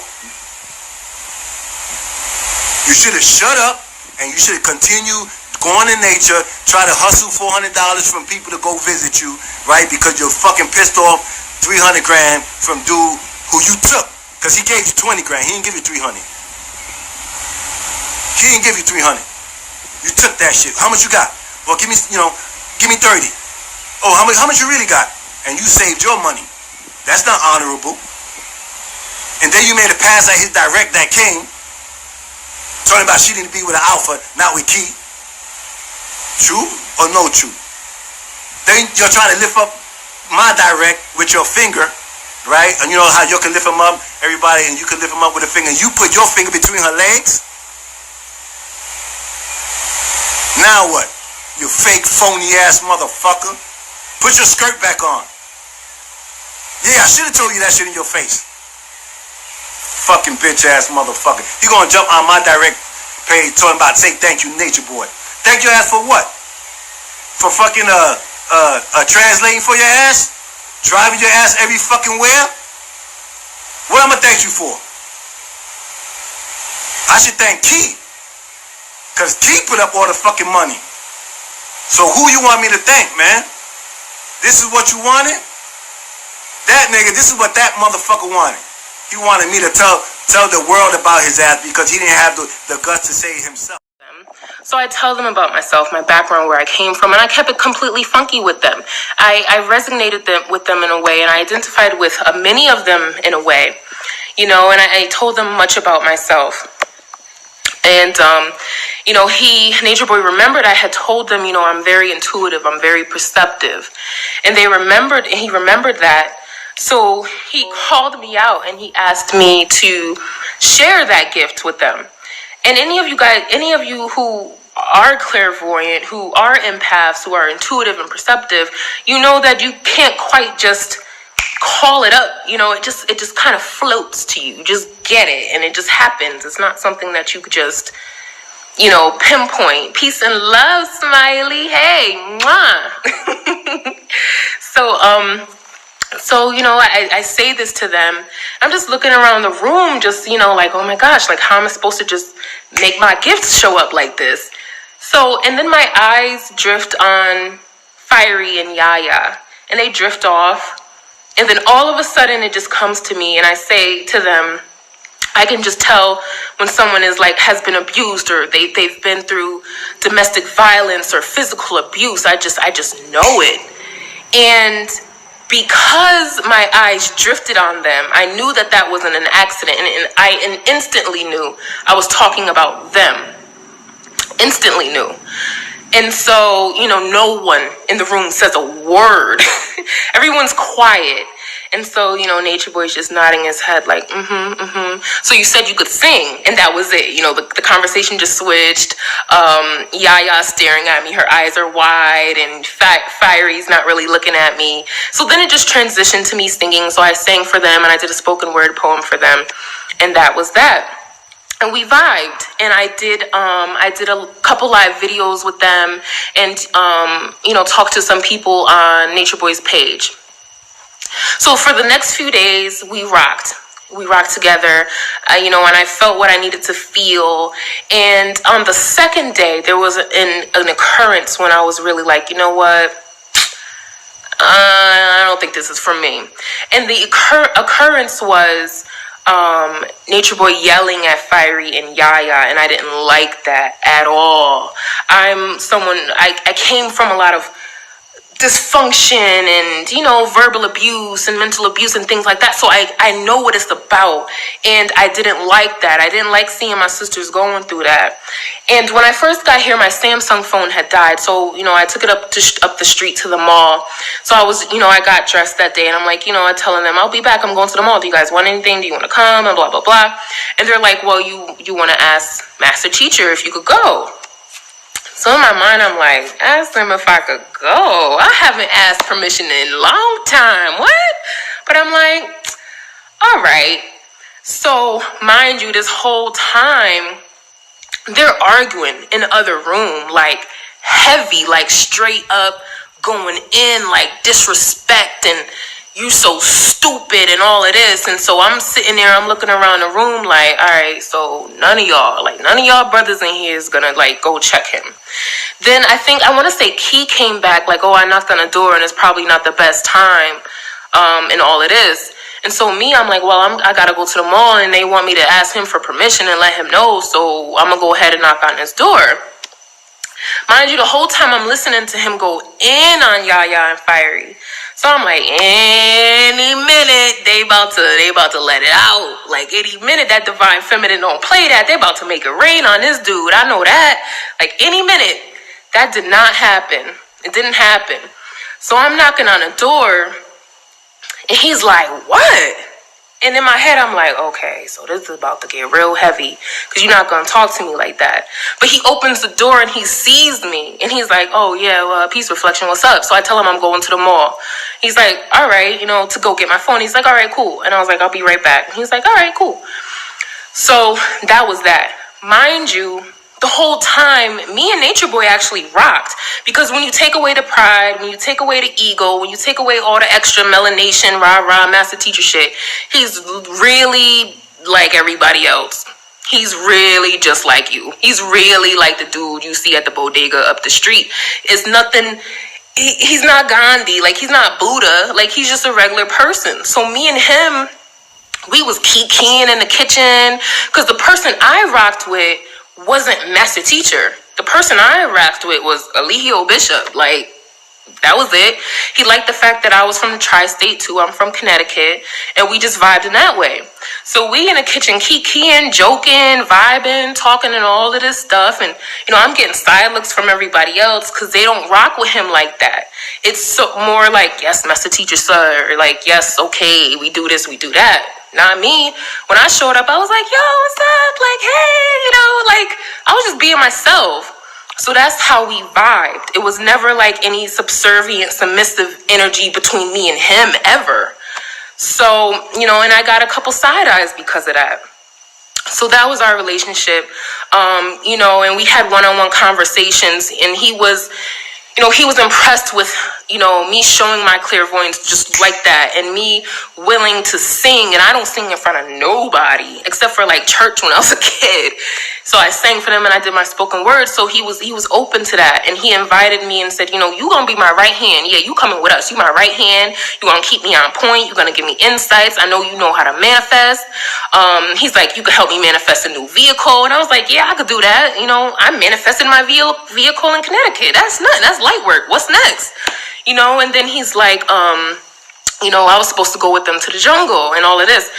But the whole time, I was talking in spirit. I was talking to Mama, like, you really want me here? Because I knew me meeting them, I had a job to do. Period. Like, me being in Costa Rica, I had a job to do. Me meeting Melanation, I had a job to do. I just didn't quite know what that job was, what it entailed, what was involved. So, I always kept that in the forefront in my mind. And, and as I'm walking to the mall after I'm witnessing, the argument and the verbal abuse and the just straight up abuse, I'm thinking like, okay, Mama, like, this ain't for me. Like, I don't want to be here. Like, if you tell me to stay with these people, I'm going to stay with them. But if you tell me to leave, I'm out. Like, you just give me the go ahead. Like, you give me the signs and let me know what I'm supposed to do. Because I'm only going to follow source. I'm only going to follow spirit. I don't care what nobody else say. I follow mama. I follow God. That's it. So, like, by the end of that day, by the next day, I'm like, you know what? I just, I ain't feeling it. I don't want to be here. I just, nah, bruh. I don't like it. Plus, I don't like how the women are being treated. Like, if you pumping up the divine feminine, then you should have some divine feminine shot callers out here. And what it was when he met me, that was supposed to be me. How ironic is that? It was supposed to be me. And I was supposed to be, with the right hand, and I was in charge of the women and getting them all together. And, I hosted the live broadcast and whoop-de-woo and all of that. That's not important. But, so that's what it was. So on the last day, they had called a meeting. As soon as they called the meeting, I just knew, all right, they don't want you to go with them. And I was like, okay, but it's not Natureboy. Nope, he in my corner. And I thought it was one of the women. I ended up being right. And I ended up being right on who exactly it was, too. And there's no need to say that, but no need to say the name. But I knew it was one of the women that didn't rock with me. And so as soon as they called the meeting, I'm like, okay, yeah, so this is good. And I'm like, thank you, mama, because you telling me, okay, I'm not supposed to be with them. Whatever my job was, I must have done it because they wrapping it up, right? So they giving me the meeting, and Natureboy starts first, and he's like, yo, like, I fucks with you. Like, I fucks with you so heavy. He's like, I really, really, really want you to come with us. And then, and I was like, yeah, I understand. Like, it's nothing but love. I had already known I wasn't going with them. So I'm just sitting there like, all peace. Like, I'm going to respectfully listen to y'all talk because I really would like y'all insight. I really do like to hear the opinion of other people. Just let me just hear them out. So, and I smiled at him and I'm like, okay, that's cool. That's what's up. And so they went across the room and I'm just listening to everybody. And Azul was the one that's like, yo, like, nah, she coming with us. She's dope as fuck. Like, y'all tripping. Like, what you mean? Like, she the realest out here. Like, so shout outs to Azul. And I always show him love because, he kept it real. He wasn't a yes man. He wasn't just going with what everybody else was saying. He was just like, nah, I fucks with her. And everybody else was going around and I'm just listening and I'm like, wow, they don't even really know me. Like, for awakened beings, they can't identify who's in the room with them. They can't feel, you know what I'm saying? They don't know who I am. And if they really kind of stepped outside of themselves, they would kind of see me in a different light. And that, which always ends up happening later on, and when it's too late, when I'm like, nah, I'm good. So, so that was what that's about. And, I was hearing a few things like your vibe attracts your tribe. And in my head, I'm like, well, damn, baby. Like, well, your vibe attracts someone who abuses you. Like, that shit ain't cool, my love. Like, that shit ain't cool. And then even when I knocked on the door, you see the two women, Fiery and Yaya, huddled up, crying and faces red. And I'm just like, yo, I'm staring at them like, baby, blink twice, baby. That's all you gotta do. Just blink twice and I could help you. But it was just like this kind of like this shame about it. And, they didn't want my help, and, they put their heads down, they put their eyes down. They didn't want my help. So I'm just like, okay, you can't teach every lesson out here. Not every lesson is for you to teach. So, I backed off. And so, I took in consideration everything they said. And there was a few of them that just did not like me. And I remember Fiery saying, when Natureboy is talking, you shut the fuck up. And in my head, I'm like, nah, baby, that's you. That's you. I walk in my power. I know who the fuck I am. I know what I got going on. Like, you can't just assume that I'm supposed to do that. Like, because when I talk, my words have power. I know that for certain. Like, you stop talking so you could learn something. But again, I kept nothing but the love energy and I kept sending it out to them. And I still send it out to them. Always send it out to them. Even when I left, there was a conversation that they had on how everyone who leaves Melanation, they always talk bad and negative, and they drag everybody's dirt in a name, and everybody's name in the dirt. Dang, everybody's name in the dirt. It mean, I sat down with Natureboy, and I'm like, yo, I'm not gonna do that. Like, I don't have no purpose to do that. Because everybody is a teacher, everybody is a student. You gotta be able and open to learn these lessons from anybody. It don't matter who they are. You gonna learn something or not. So, and in my first video, I talked about that. How, you learn lessons from people. You take the good and you leave everything else. That's all you gotta do. Just take the good and leave everything else. When we had that final meeting together, it dawned on me like so strong. I felt it in my toes that my job, the reason why I was with Melanation, was to inspire the women. The women there was to be the light for the women. And it just hit me like boom, like, okay. And in that moment, I'm like, yep, Yaya's gonna leave. Yaya is going to be the first one to go. She going to leave. Watch. Then it's going to be BP because they connected. Them two, they going to leave ASAP. I just knew it. I knew it.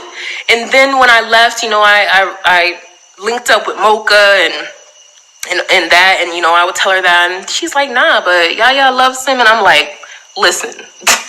My intuition be on point, bruh. That's why I'm here. I follow my intuition here to Costa Rica. I follow spirit. It be on point. I know what I'm talking about. She about to go. And they're like, okay, people from Melanation who I became cool with, people who I met here from the US, we were talking about it too. And I'm like, nah, she gonna leave. I'm like, a lot of them are gonna leave. And they're like, girl, whatever. I'm like, watch. Month and a half, 2 months later, Yaya left. BP left. And I'm like, see? I'm telling other people, I'm like, watch, somebody else is gonna leave. And I'm like, I don't think it's gonna be EJ. I'm just not feeling that it's EJ. I don't know who it's gonna be, but somebody gonna go. It ended up being Irie and Phoenix. Then I met up with someone else, and I'm like, I keep thinking about Azul. Like, he keep coming up to the point where I messaged him. I sent him a direct message, just checking in on him, sending him love. And he's like, peace, reflection, everything's cool. And, that was nothing but love. Come to find out, he left. And then he left with Fiery. So I'm like, bruh. So the people who I was talking to, they were like, yo, Neo, like, you really called it. Like, how you knew that was going to happen? I say all of that to say this, okay? You gotta play your position. This abuse of women is gonna fucking stop. And I'm not gonna sit up here and stand and just sit high and be silent on that. Y'all ain't gonna be silent on that. Y'all tell you, BP will tell you, my sister will tell you, anybody tell you, I always try to defend for women because I know what they go through. But some individuals, they just keep going from woman to woman to woman to woman to woman to woman to woman, trying to find love. And they won't listen to nobody. That's what my dad did. I see myself in that individual. I see my dad in that individual. That's why I understand that individual. But just like I told him yesterday, don't no melanated woman need to be going. No melanated woman need to be in no situation. That's why I left the Hebrew Israelites. Not all Hebrews are like this. But the Hebrew group I was with, they wouldn't even let the women get up and talk. They use that scripture at the end of the Bible. The women don't be silent in the church, and they wouldn't let their women really get up and speak. The only time the women could get up and speak if they were single. If they were single, they could ask questions. If they wasn't single, they had to be quiet and ask their husbands. And I didn't agree with that. I want to hear what the melanated woman got to say. Ain't nobody could tell me nothing about no black woman, about no melanated woman. I know who they are. That's why I listens to them. That's why I listen. And sometimes we gotta take hits and hits for other niggas. Cause niggas is out here cutting up. Men are out here cutting up.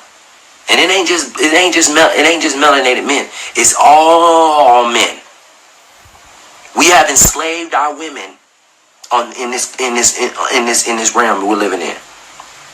Before 6,000 years before that, we worshipped the woman. We worshipped her. And she took care of us in return, just like nature does. Nature is feminine. You do what you need to do for nature, you give back to nature, nature gives back to you. That's what the woman is. If you give to the woman, you put the right things, and you do the right things for a woman, she will take care of you. And you won't have no problems.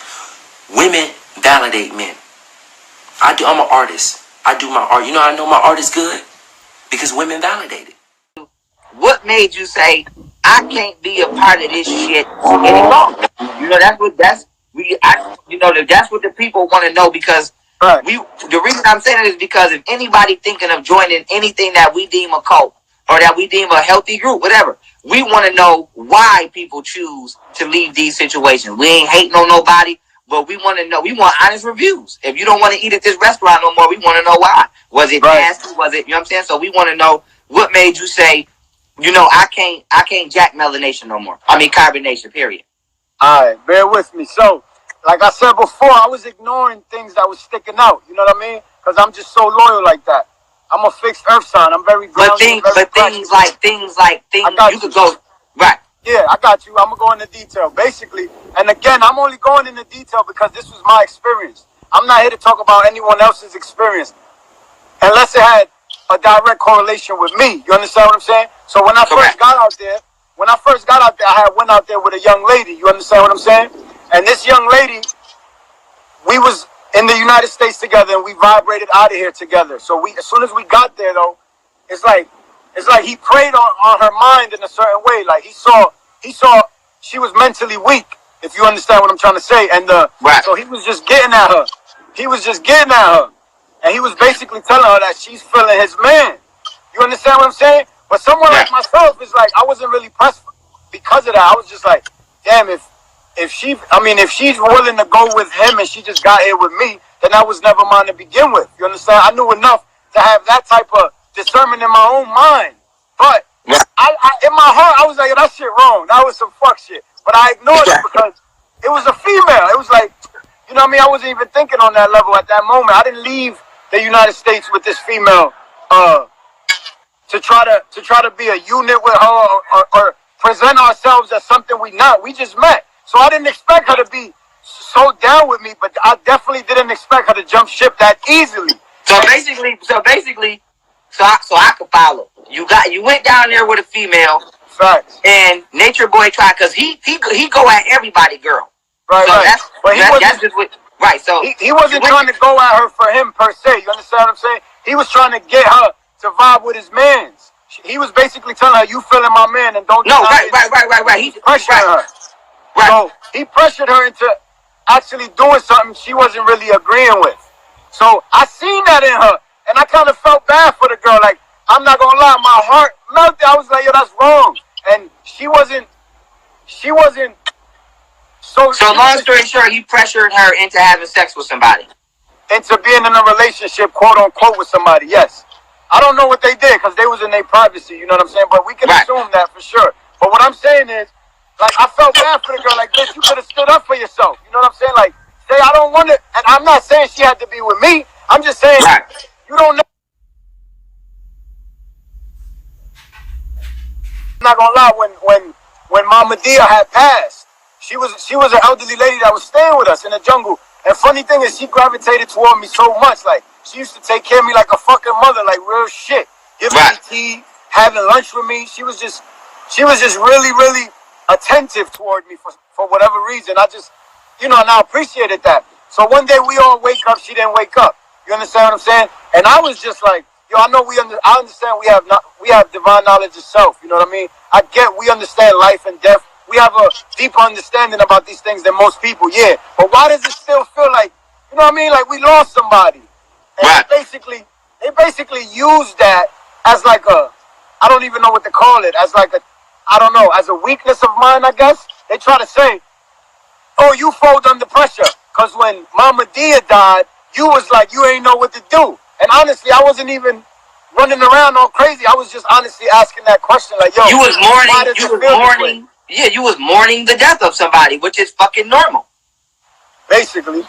You know, and they used that. And that's another thing I ignored. I was just like, why you, that's low key like bullying somebody. Like, oh, he weak because he had a heart or some shit. I'm like, What is that? Like, I didn't even understand that to begin with. But I guess So basically, when Mama D died, you know, outside of yourself, Natureboy basically handled the situation as something that you shouldn't show any emotional credence towards because that's weakness. For myself, that was my experience with the situation, absolutely. And I'm like, what you mean? Like, that means because we intelligent beings, we don't have a heart now, we don't feel. So let me ask you this, because we know Mama Dia was sick. Did Natureboy know that she had a medical illness? Okay, because the reason I'm asking you that is because this nigga. Right. Yeah, I had to get out the rain real quick. No, you all right. Just let me know when you're back stable. All right, I'm good right here. Okay, cool.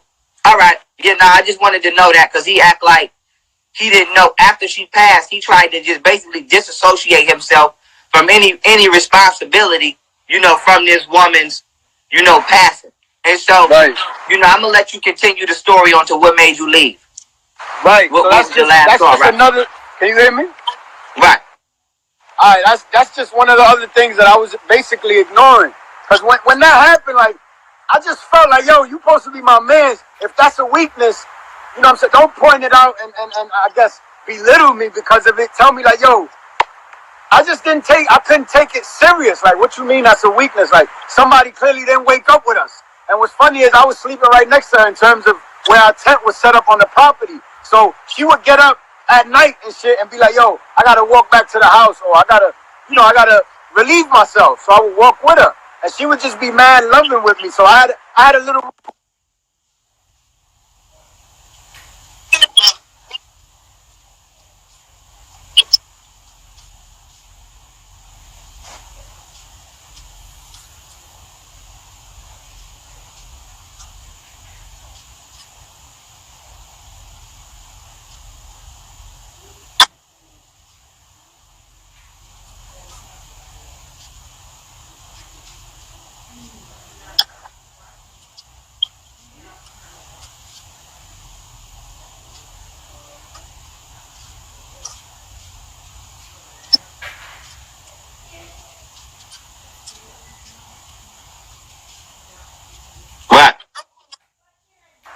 Because you good in your tent, you don't go check for your brother's tent and da-da-da-da-da. And I understood where he was coming from with it, but he turned it into an issue. He made a spectacle out of it. What he did was, he had us standing out in the rain for like 4 hours telling us how that's a weakness, how if one of your brothers... Yo, can you hear me? I can hear you, but they saying they can't hear you. Hold on, I think you good now. Hold on. They saying, can you go in the crib where you closer to the Wi-Fi? Yeah, it's a jog from there to here, so you're going to have to give me a second. Well, if the Wi-Fi would be better, we'll wait on you. All right, so I'll jump back in. You heard? Okay, yeah, just come in the comments when you're ready. We be here. All right. You hear me? Okay, straight. You good? Now you good? Oh, all right. So yeah, like I was saying, basically, one of the last straws, right, was like the night prior that I left. It was like storming rain. When did you leave? When did you leave? Because the last thing I remember you saying is y'all was getting rained on in the tents and he ain't even check on it.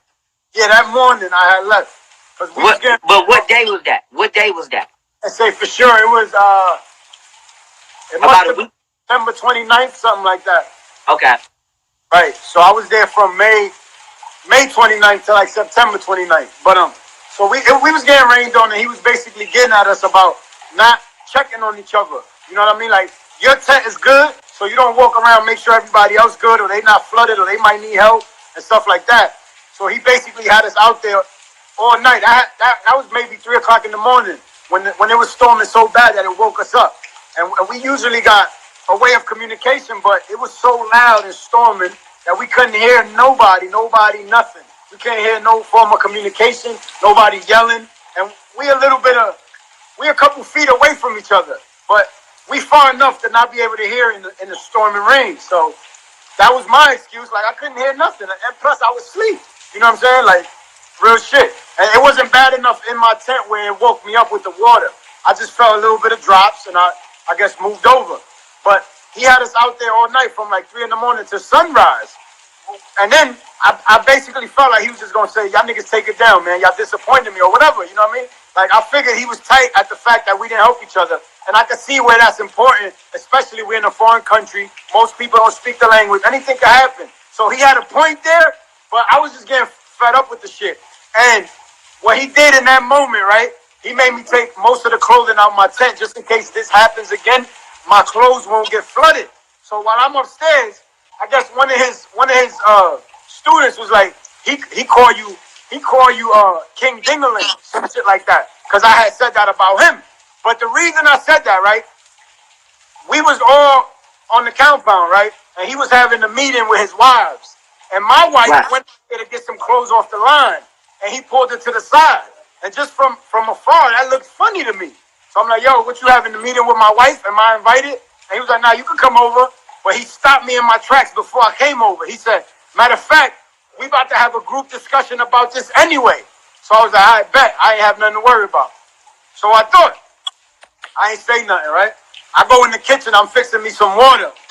My wife comes towards me and she's like, let me tell you what just happened. So innocently, like, her consciousness supersedes her age, but she still has a lot of inexperience. So right then and there in that moment, she was about to tell me what he was just saying to her. And I'm like, yo, the nigga standing right next to you. But she didn't really grasp that. She's like, yo, let me tell you what just happened.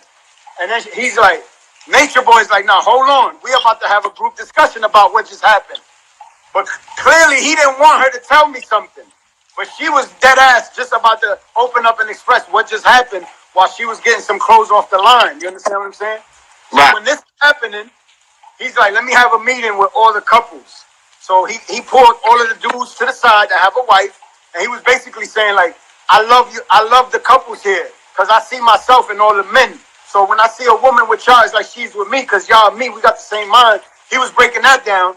But what basically happened when he was having a meeting with my wife is he was basically telling her, like, yo, why don't you be with me? Because the reason you attracted to Natural is because he has my mind. So he's a filter of me. He's like a derivative of what I am. So why don't you come straight to the source? But she wasn't jacking that. She was like, yeah, that shit sound good, but I'm for him. Like, I respect your mind. Like, I want to be your student, but I never came here to be your wife. I came here to be his wife.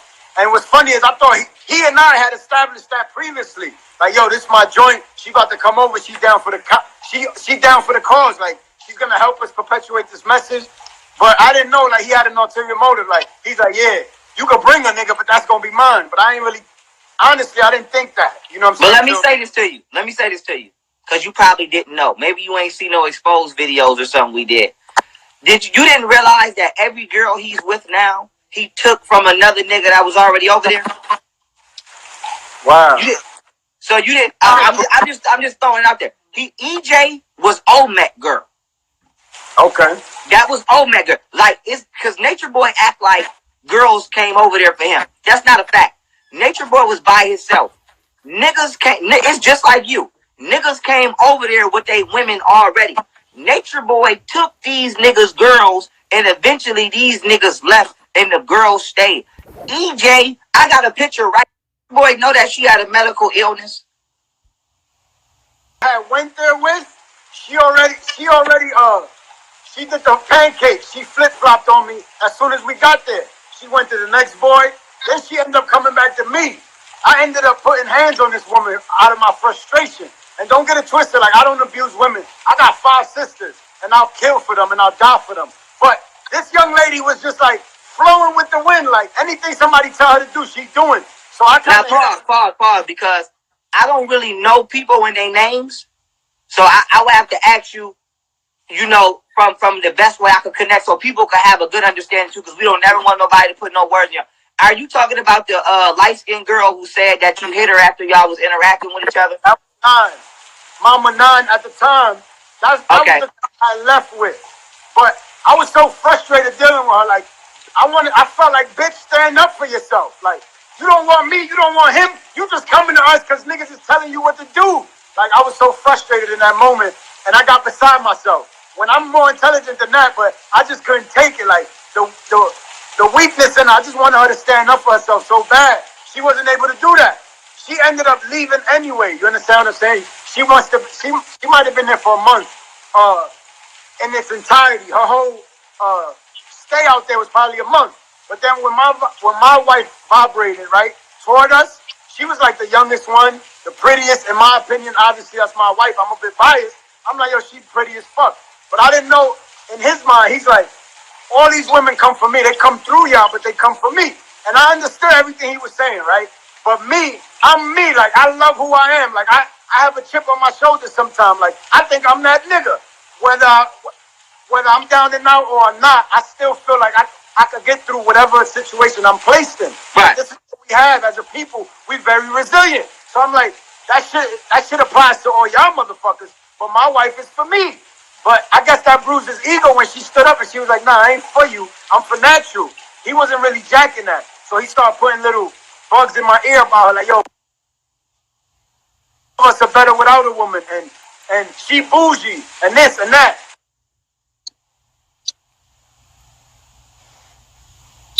He put me on the spot, and I'm like, what you mean by that?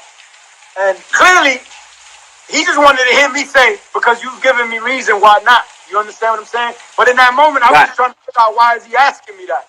He was like, just because I'm talking to your wife, you already getting nervous and all that. So one of his mans came up to me and they was like, yo, why you over there all nervous? Because I'm from New York. We do pull-ups, we do push-ups. That's a pastime for us. You understand what I'm saying? Right. Sitting there doing some pull-ups in front of the house, and the nigga's like, yo, why you all puffing up and all that? What's wrong with you?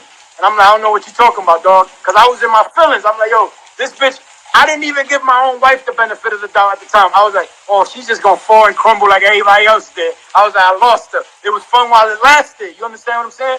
But come to find out, Shorty stood tall for me. But in that moment, something in my heart clicked, and I knew it was going to turn into the me and her show now. Everything was going to be about us and about how I'm acting different. I'm all in my feelings ever since she came here and shit like this. You understand? Right. But nobody ever really did that. Like, yo, nah, I'm not for you. I'm for him. You know? So when that happened, somebody asked me, what do you think that meeting is about involving your wife? And I'm like, I don't know. Natureboy probably being King Dingaling. And obviously that shit got back to him. Because in my heart, I felt like, my nigga, if she go with him, then that's not for me. But obviously it was for me because she stood up. She was like, nah, I'm not for you. I ain't come here for it. I came here for him. The way he articulated your message is why I vibrated here. You understand what I'm saying? Right. He wasn't jacking that. So the night of the the rainstorm, I was upstairs getting my stuff together in the storage room, taking a lot of the stuff out my tent so it don't get wet. So somebody must have told him, like, yo, this nigga referred to you as King Dingaling. So he looked at me and he was like, King Dingaling? And the way I said it was just like, you know, he being King Dingaling, like he might crack her. Like, you know what I'm saying? But I'm not gonna lie, I was in my feelings, like, yo, that's wrong. If I'm your man, my wife's supposed to be your sister. That's how I look at it. So in my heart, I was just like, yo, that's wrong. And there's no way you can flip it. Like, I don't jack that. I don't agree with it. Anybody who tells you, basically, don't think for yourself, because you're not astrologically set up to where you should be able to think for yourself. Question that shit, bruh. Don't just let nobody tell you know anything. First of all, as far as astrology go, where there's a weakness, there's a strength. You may not have the Mercury in the motherfucking Gemini or Virgo, but wherever your Mercury is placed, you best believe you're gonna be able to communicate, because they have 12 motherfucking houses as far as astrology goes. You have to think about everything. Well, you may not be able to verbally communicate and articulate yourself well in that way, but you might be a writer. You might be a singer. You might be an artist. There's other ways of fucking communicating. Like, don't let nobody tell you can't fucking speak because you ain't articulate enough, and you can't communicate because you ain't got the astrological energy to do it. Don't let nobody tell you that shit. Don't let nobody tell you can't fucking think for yourself because you're not astrological. You don't have the astrological makeup to think for yourself. Like, who is thinking for you your whole life? Who is thinking for you your whole life? You know what I'm saying? Think about that shit. And then, don't let nobody tell you that they're your higher self. First of all, everybody has intuition. Everybody has that shit. I don't care if you ain't got no water in your astrological energy. You know when you get bad vibes. We get bad vibes. We be knowing shit. Like, sometimes you be knowing shit without even knowing how you know shit. So don't let nobody tell you that they're your higher self. How the fuck is somebody your higher self when you have the ability to get a feeling? You have something inside of you that tell you what to do. You know what I'm saying? And that's what you should listen to. Don't let nobody trick you into believing that they're your higher self. How can somebody outside of you be your motherfucking higher self if you're the only one that exists? There's the holographic universe, right? If you're the only one that exists, how can somebody outside of you be your motherfucking higher self? Think about that shit. Like, don't just be letting no nigga sell you no motherfucking dream. Like, straight facts. Don't let nobody sell you no motherfucking dream. I'm trying to break spells, not only in me but in other people as well, because I see the bullshit. Like, I see everything for what it is. You know what I'm saying? That master teacher shit that come from slaves. You know, don't fall for the bullshit. First of all, if you want to acknowledge fucking African history and how civilization started in Africa or whatever, and you want to and talk about colonialism and Europeanism and all that shit, then you got to address every fucking thing. Where do that master shit come from? Like, let's be real. Where do that shit come from? You got to think about that. You know what I'm saying? Who wanted to be called a motherfucking master? Think about this shit. Like, don't let nobody just tell you no anything and sell you no motherfucking dream. That oh, I'm a master because I'm a master of what I teach. Fuck that shit. No, this is why you consider yourself the master of what you teach. Because black people, this is some real shit. Black people is stuck in black power for the most part.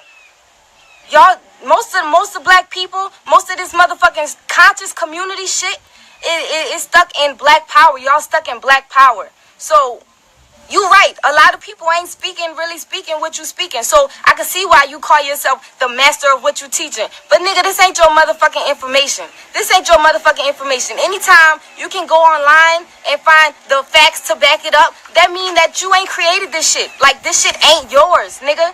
This shit ain't yours. You may be the only one talking about it in the conscious community.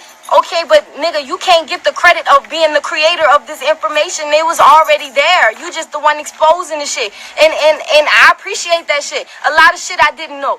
I didn't know about the holographic universe. You know what I'm saying? I didn't know about epigenetics. I didn't know about certain shit. But that don't mean you the master of teaching that shit, nigga. Bruce Lipton taught epigenetics. Like, nigga, you ain't... Hold on, y'all. I just want y'all to see the bullshit. Like don't be just letting somebody tell you anything. You know? Don't just let somebody just tell you anything. He says that he gets divine downloads. Alright? He gets divine downloads. These things just come to him. But why can't you look it up and find it on the internet? Maybe something is leading you to that information that don't mean it's yours. That don't mean you came up with this shit.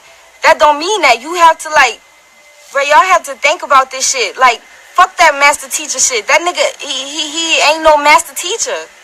Like, I'm breaking spells. He's not a master teacher. He's not. He's just the only one that exposed this information. It's not his. It's not his to be called a master teacher. A motherfucking master teacher to me, fuck that master shit, first of all, because you already know that come from Europeanism. Like, don't be fooled. But a teacher, you know what I'm saying? If you want to be called the teacher and the creator of a certain thing, then that shit gotta be raw and original. And I'm talking about ain't nobody know about this shit. Like, why was Albert Einstein able to put his name on certain shit?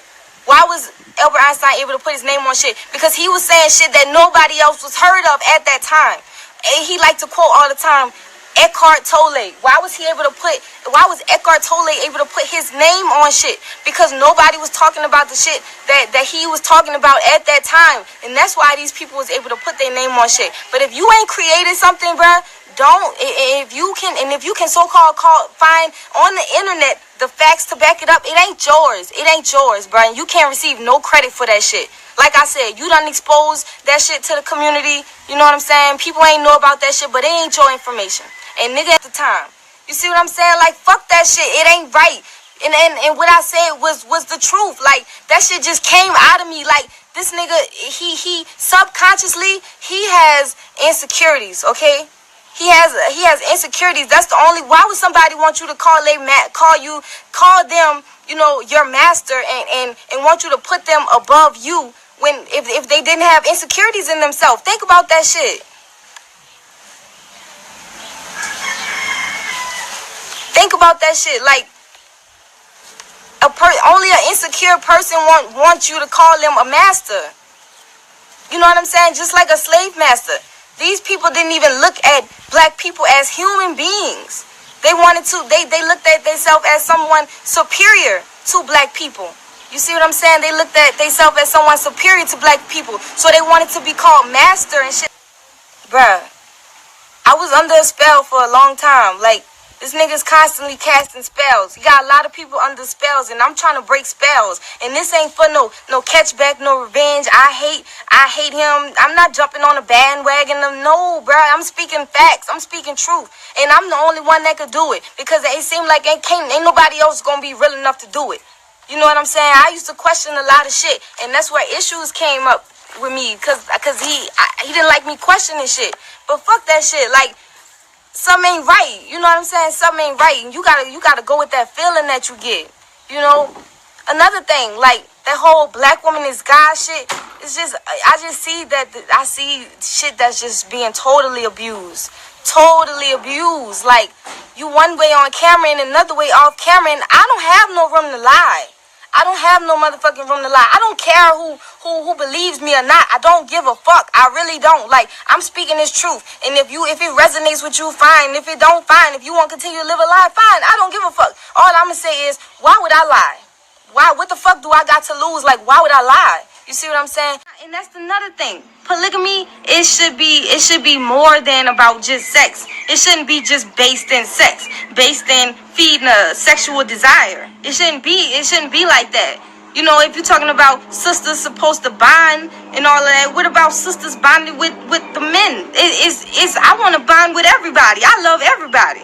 But then it's like, oh, you a hoe. You a hoe if you want to have, you know, male friends and shit like that, because it could lead to something.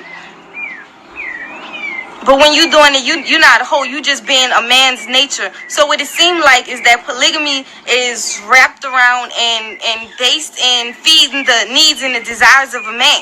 It's feeding the nature of a man, but I just don't understand it, because a man came from a woman. He naturally has that bond with his mother, does he not? He naturally has that bond with his mother. So what you mean a man and a woman can't be friends? That's the silliest shit ever. And like I said, it's like with the family thing. You know, as his wife, you can't just go up to any of the males and just want to have a simple conversation, because it's like, what, you like him? You like him because you could cause confusion like that. You don't think that his wife might be feeling some type of way? Why would she, if we all supposed to be family? Why would she? And can't she just ask me what the fuck I'm talking about? You know what I'm saying? It's just a lot of shit that don't really rub me right.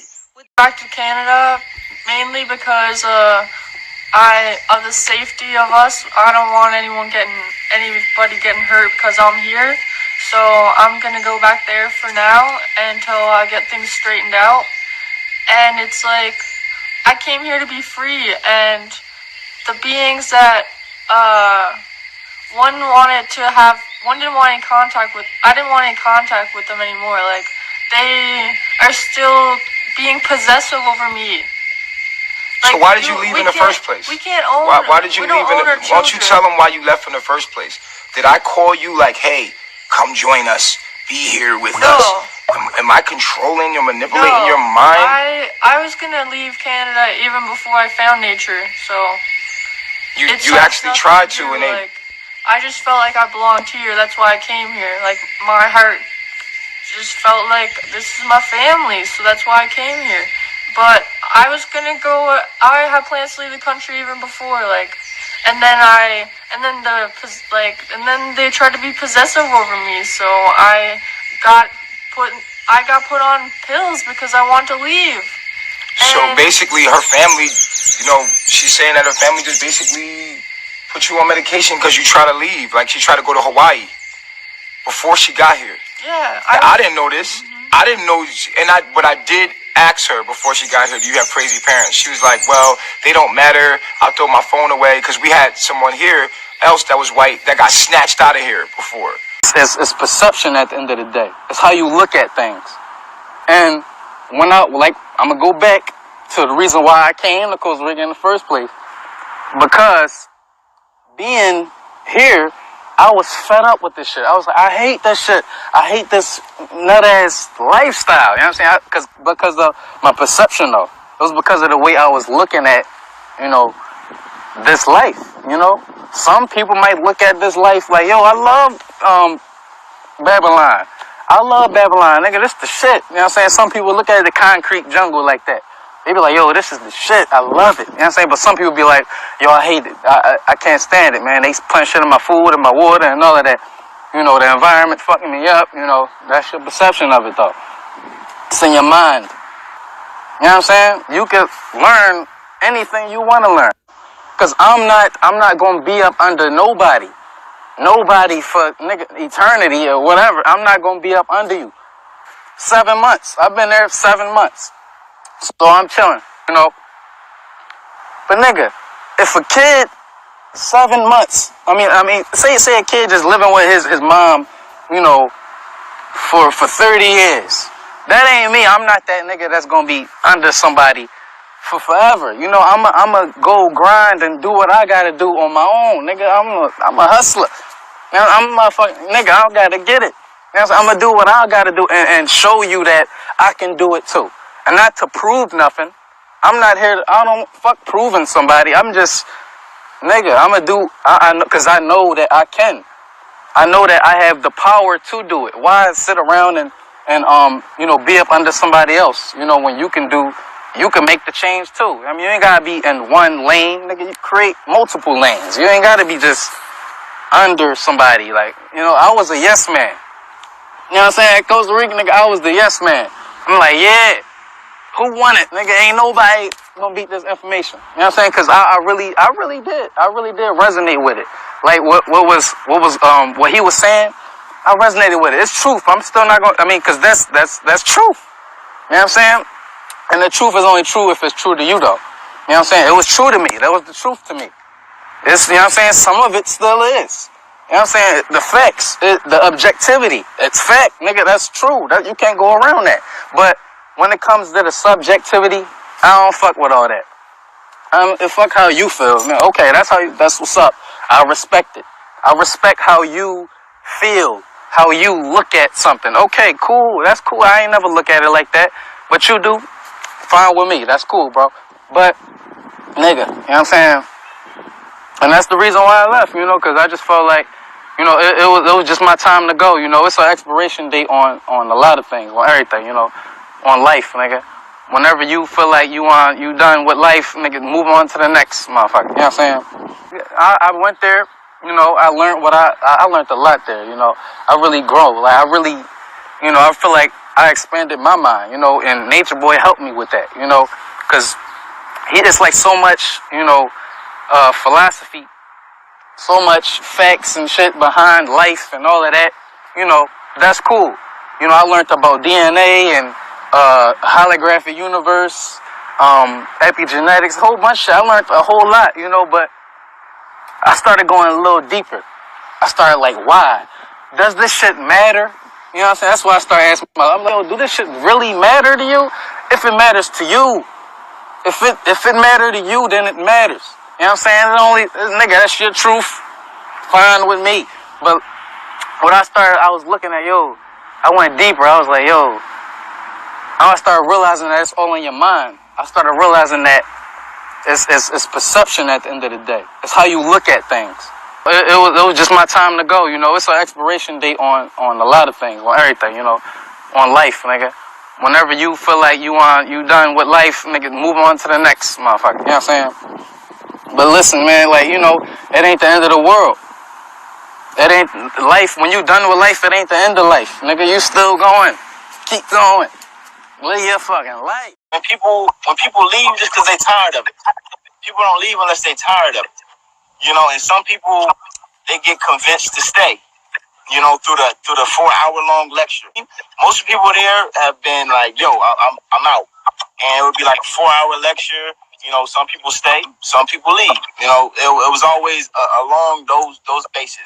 You know, stay. Like I'm trying to convince you to stay. It'll be fear poured out, like the Christian church. Like you're going to hell if you chess. And this king don't bring his queen to the table. And this is what I'm trying to tell you. So at the end of the day, man, things got out of hand when I was there, especially when I was on the way out. It was like a domino effect when I said I was leaving. Then Johnny 5 fell out with him, and then one of the reflections got out of hand with his own direct in there. And you already knew it is what it is, man. The day before I left, that shit went down with your significant other in there, that y'all gonna violate her because she punched you in the face because you try to run up on her and try to violate her space, you know what I mean? Trying to detain her, manhandle her, you know what I mean? Restrain her. Trying to restrain her from actually a meeting that we was having that she wanted to leave. And when she said, let me part ways, can I go through the crowd? When we let her go through, she slammed the door and y'all ran up on her and y'all try to restrain her. And you don't restrain somebody when they're already mad, especially when a person's already at a point that they want to leave and they already know what they want in their life. So how you gonna try to make her contradict herself to stay? So as she, you know what I mean, news girl walked out because that shit got out of hand. As soon as I said I was leaving, the thing with Johnny 5 got out of hand, and then now with the reflection on Mew with his significant other, his direct. And when she said she wanted to leave, she said, excuse me to the crowd of people. I opened the way like for her to pass by me. She went past me. She slammed the door, and everybody chased behind her when she slammed 2 doors. But I seen why she slammed the 2 doors, because she was already mad at the situation of whatever fuckery her knew in her had. The miscommunication, because love is understanding and family's frequency. That was not happening at the point that they was arguing, and then Chief called a meeting. So as soon as he called a meeting, that she walked out on the meeting and she slammed the 2 doors, they ran up on her like to restrain her when she locked the 2 doors to make sure she didn't hurt herself or whatever the case may be.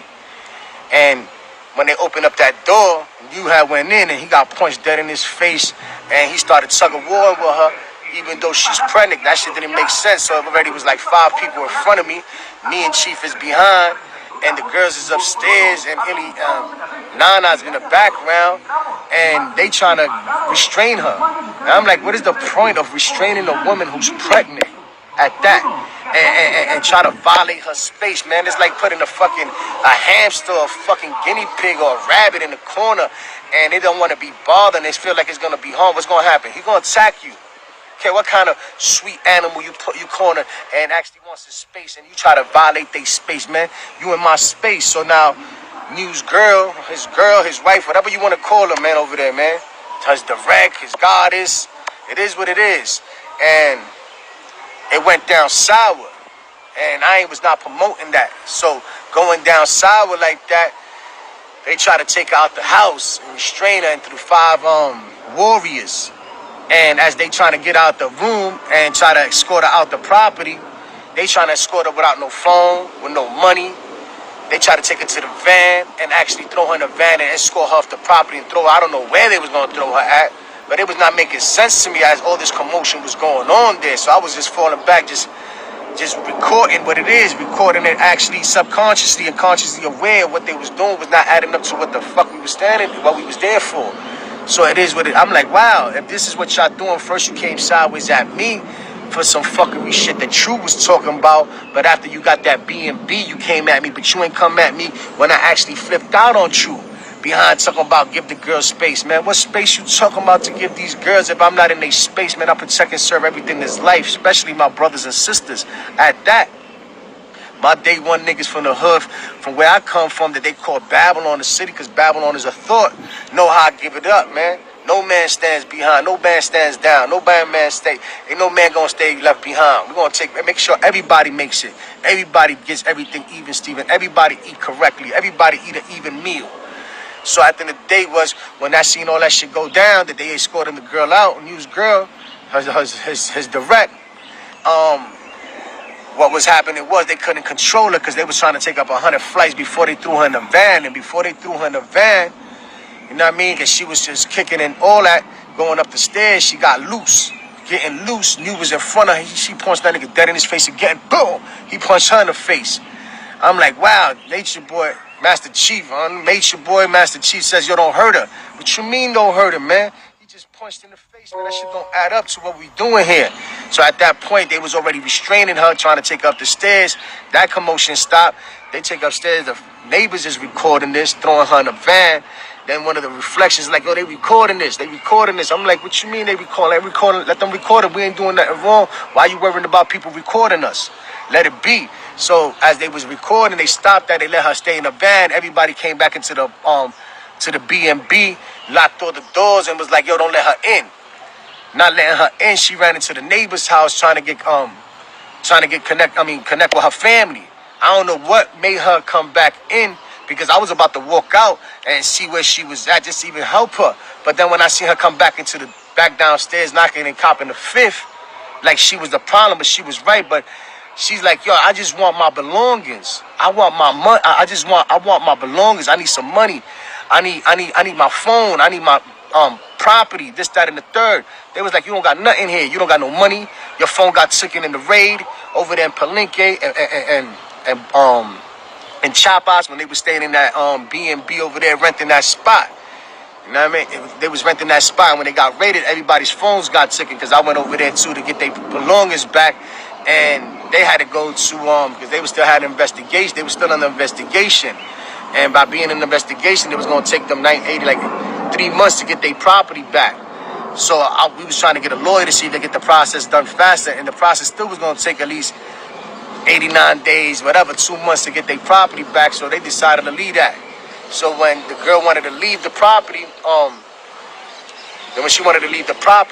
she was like deny her stuff and her money, because they already had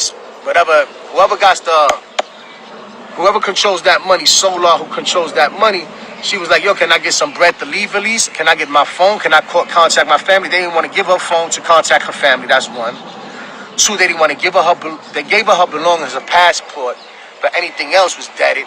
They tried to give her a bag, an empty bag. I'm like, yo, how you gonna give her an empty bag and not even let her get in contact with her family?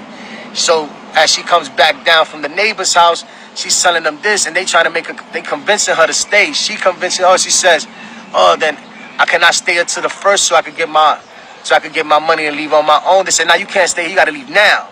What you mean she got? In other words, I'm like, well, she got to leave now. If y'all ain't do that to me as a male, how you gonna do that to a female? So I'm like, all right, I'm watching the scenery. I'm putting everything together. It's not even adding up. Put my shirt on the floor real quick. It's not adding up. So she's like, yo, I just want my belongings. I just want to get up out of here. This, that, and the third.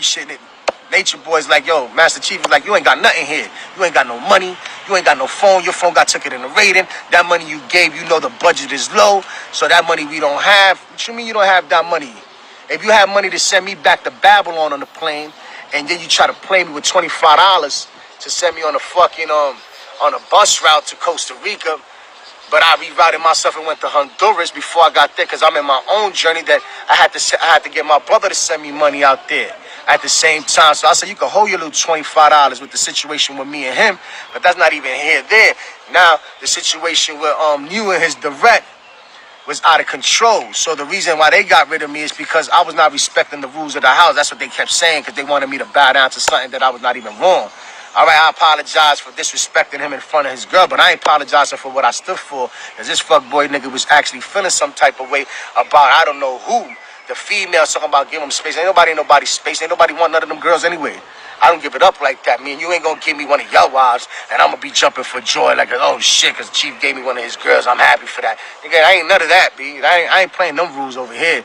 So when you did whatever he did, he punched in the face, and they took her to the car, to the van, that they let her go because they seen people recording. So she ran downstairs. She tried to get her shit back. They was not trying to give her nothing back. They convinced her to convince herself to stay there. But I don't think she's stupid enough to convince herself to stay there, knowing that she wanted to part ways. That's one. Two, they punched her in the face. Three, that shit was, beyond manhandling, because you could restrain a person without even hurting them. But the way they was like, you know what I mean? Come on, you got 4 guys, almost 5 guys on top of a female that's pregnant. One by one hand, one by the other, one by the leg, one by the other leg. Dragging her about 5 flights of stairs. You is like trying to be in front of us, making sure she gets up the stairs. But that's some coward shit, my nigga. You know what I mean? You were supposed to let her go and walk off, let her throw a slam a door and all that, because when Nana does that, nobody's doing what y'all did to that girl, because I ain't see that. Nana's always throwing a championship every other day. When I was there, she was always a problem. She was always in and she was out. She wanted to be polygamy, then she didn't want to be polygamy. Then she was with the 4 wives. Then when we got to Mexico, like back down to Mexico, somewhere by the borderline of Belize, this is when Master Chief had gave up his wives to what's these niggas? You're talking about Caliber. The other one was Tron, and the other one was Solar. He gave up his 3 wives. I don't know what happened there. Then Nana was acting bugged out, and I don't know why he gave up his wives. But he talking about he got 4 wives. So I seen things getting out of hand when, right from that point forward, moving up. Even when I got there, Nana was out of hand. Every time Nana gets out of control, everybody got to run and take the baby out of hand because she's like kind of bipolar. I don't know, bipolar. I don't know. Something's wrong with her. Because if you're going to actually get into an argument with Chief and then actually you can harm the baby in the process of actually even grabbing the baby the wrong way or even tugging the wall with the baby in your hands or even wilding out with the baby in your hand knowing that you're wrong, that we got to come and save the day. I'm like, this is really out of control. So then when I seen that used girl didn't leave, then I think she played that reverse psychology there while I was still there, because the next day I left. Because I was already on the way. I already did the plane. I did the got the bus fare the bus route out of here to get to her. They left me in a bus stop. That's what they did to me. They left me in a bus stop. They didn't even know which way I was going. If I was going to Honduras, to Costa Rica. From that point, I was on my own. And at the end of the day, he tried to give me $25 for the bus fare to where I was going to Honduras. And didn't even know that he thought I was going to Costa Rica, but I went to Honduras on them first. She ended up back in the house. Back when I said, oh, this is some fucking reverse psychology, mental abuse shit, and physically now, because now I seen the physically. I ain't want to bring it to the table, man. This is the truth, man. But if you're gonna try to play me in the process of trying to help you, you done played yourself, man. Imagine one of my kids or my daughter want to join y'all niggas knowing what y'all doing, and I don't say nothing and take that shit lightly. I gotta be out of my mind trying to take shit lightly like that, man, because that don't add up. Babe, you changed my life for the better. I mean, everybody in my life has changed my life, every encounter, but my wife has been the last key element to bring balance in my life and really tap me into my femininity. Like, I really thought I was divine until I truly tapped into my femininity. Like,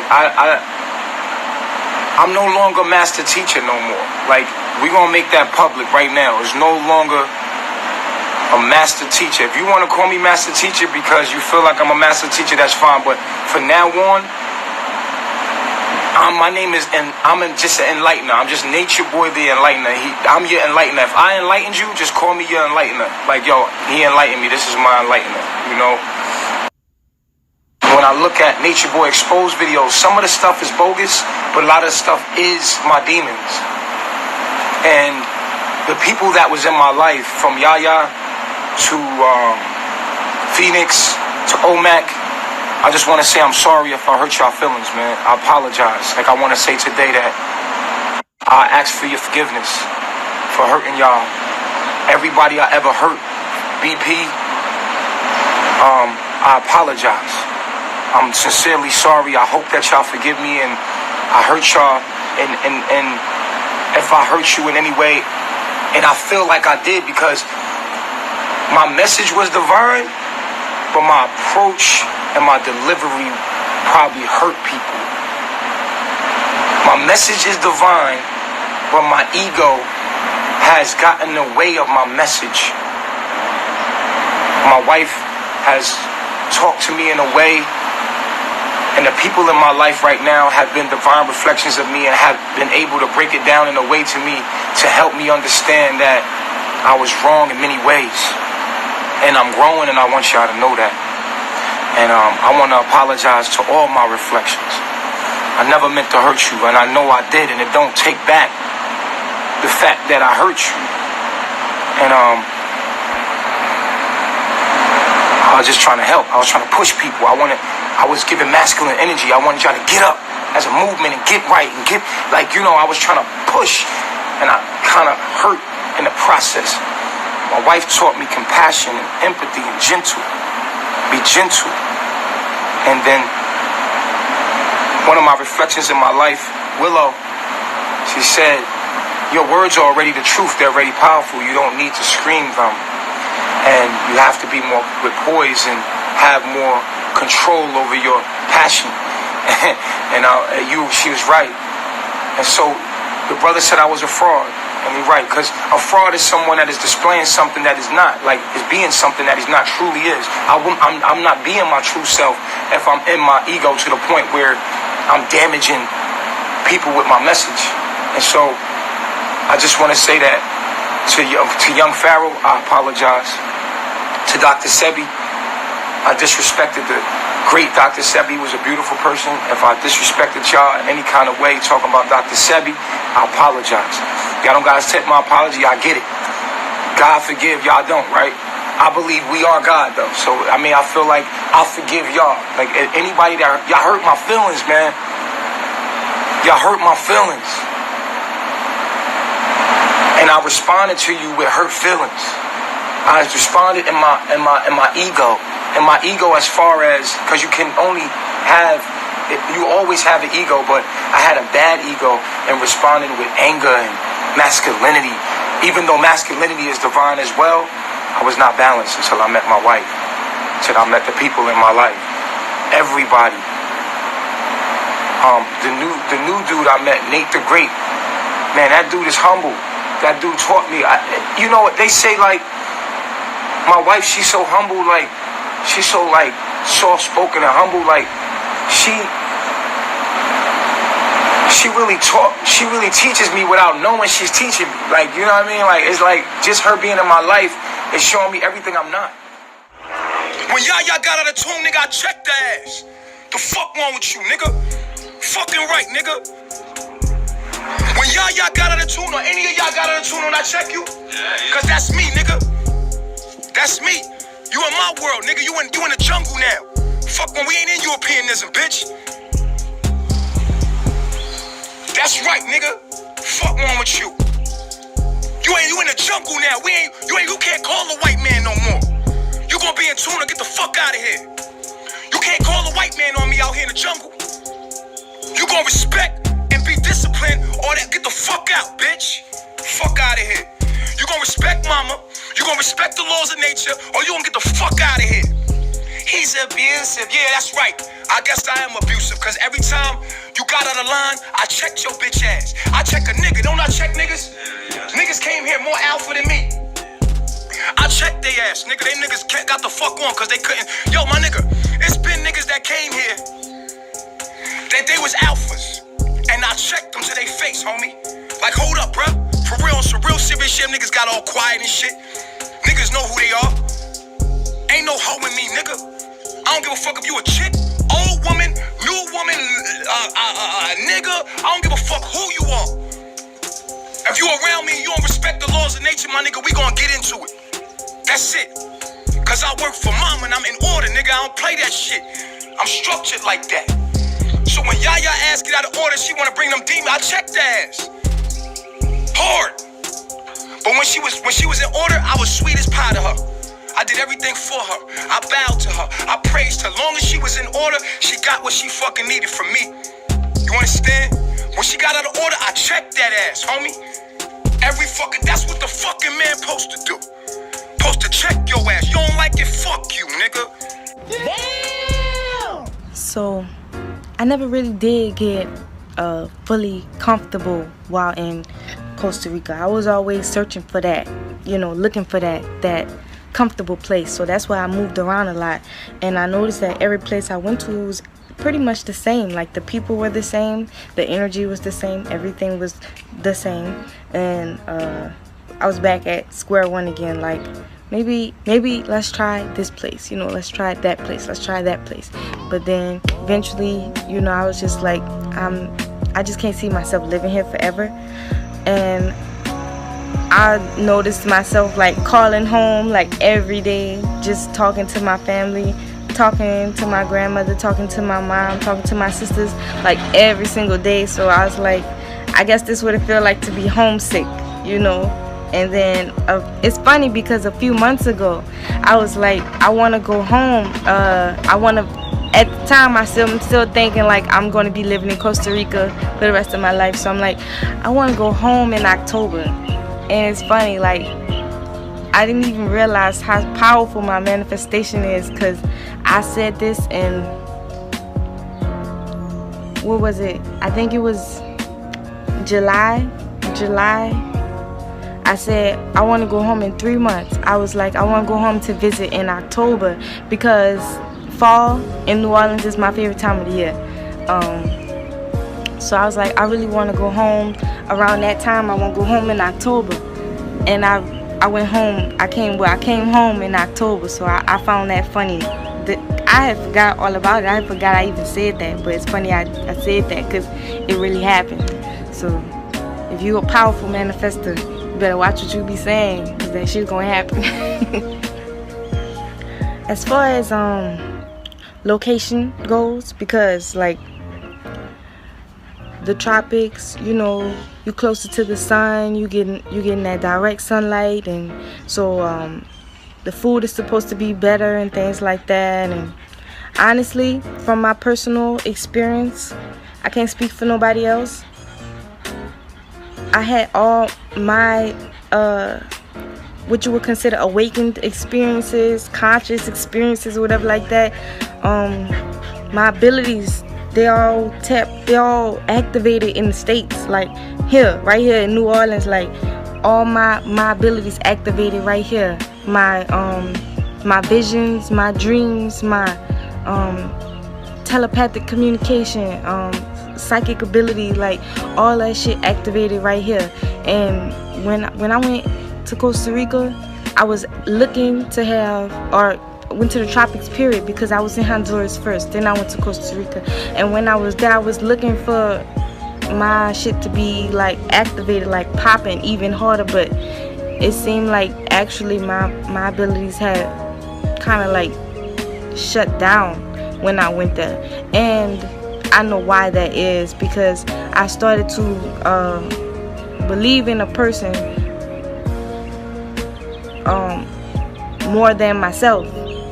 And I can honestly say that, because when I was home, I was always, you know, I was channeling a lot. I was having my dreams, my visions, and that's what was getting me through, like my own promptings. And I went from that to just taking somebody's word and listening to what they had to say rather than trusting myself. And so my abilities kind of like shut down. But it's funny, because when I realized that and I got away from that, they came back like that. Like it's like I put up a wall. And so my abilities, they was like coming through, but it was like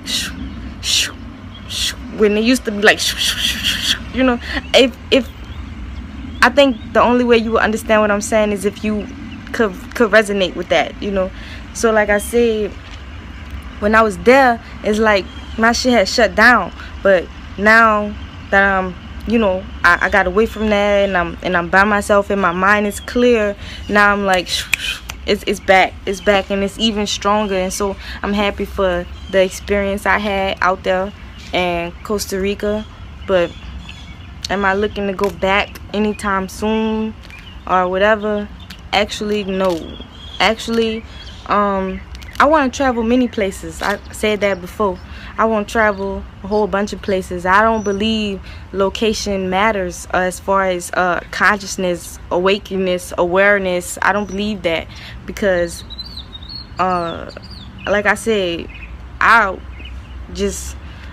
had all my experiences right here, and Costa Rica ain't really made a difference for me. I feel like from the experience I had there, I became wiser. But as far as my awakened experience or whatever like that, that happened right here. So I don't believe location matters. And I'm thankful to be in a place that's always warm. Like, I'm from New Orleans. I don't even want that type of heat. And the only reason why, I'm making this video now is because I feel like y'all should hear from me. You know what I'm saying? Not that it is my obligation to make a video. I'm just saying, like, there are people out there who can't necessarily get in touch with me the way that they want to. And I feel, I still feel like I want to blog my life. That's what I've been doing. Like, I'm not going to stop my whole life just because I was in a situation. And now, I'm not going to stop my life because of somebody else. I'm going to be me. I'm going to express my energy.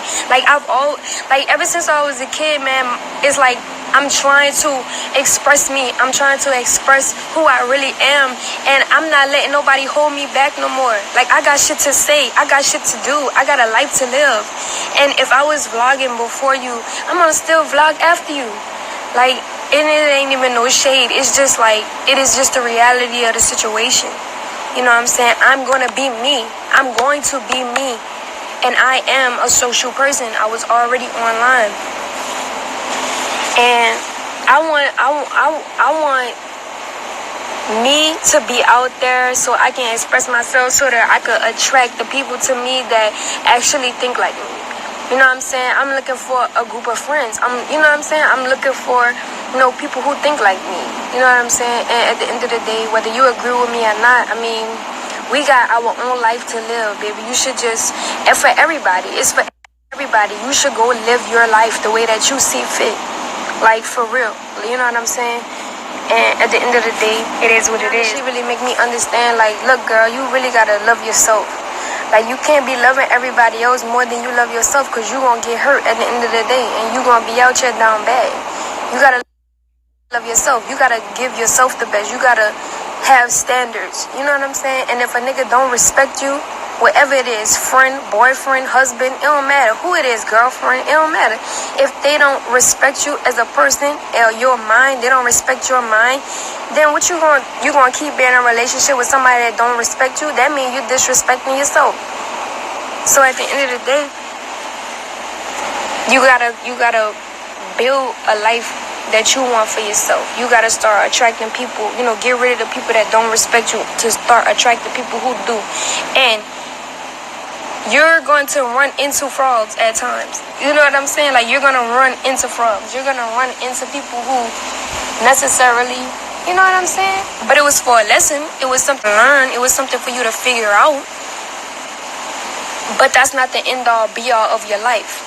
That's not, and that's why I'm moving forward, because my life is not over by a long shot. I got Eliana. Like, I gotta raise her. I gotta show her how to be a woman. I have to teach her about womanhood. I have to teach her all the things that I know. And I'm so grateful too to be put through everything that I've been through at such a young age, because now I can teach my daughter everything that she needs to know before she gets to the point where she's trying to figure it out on her own. I feel good. I feel strong. I feel like they say, I feel balanced. I feel rejuvenated. I feel like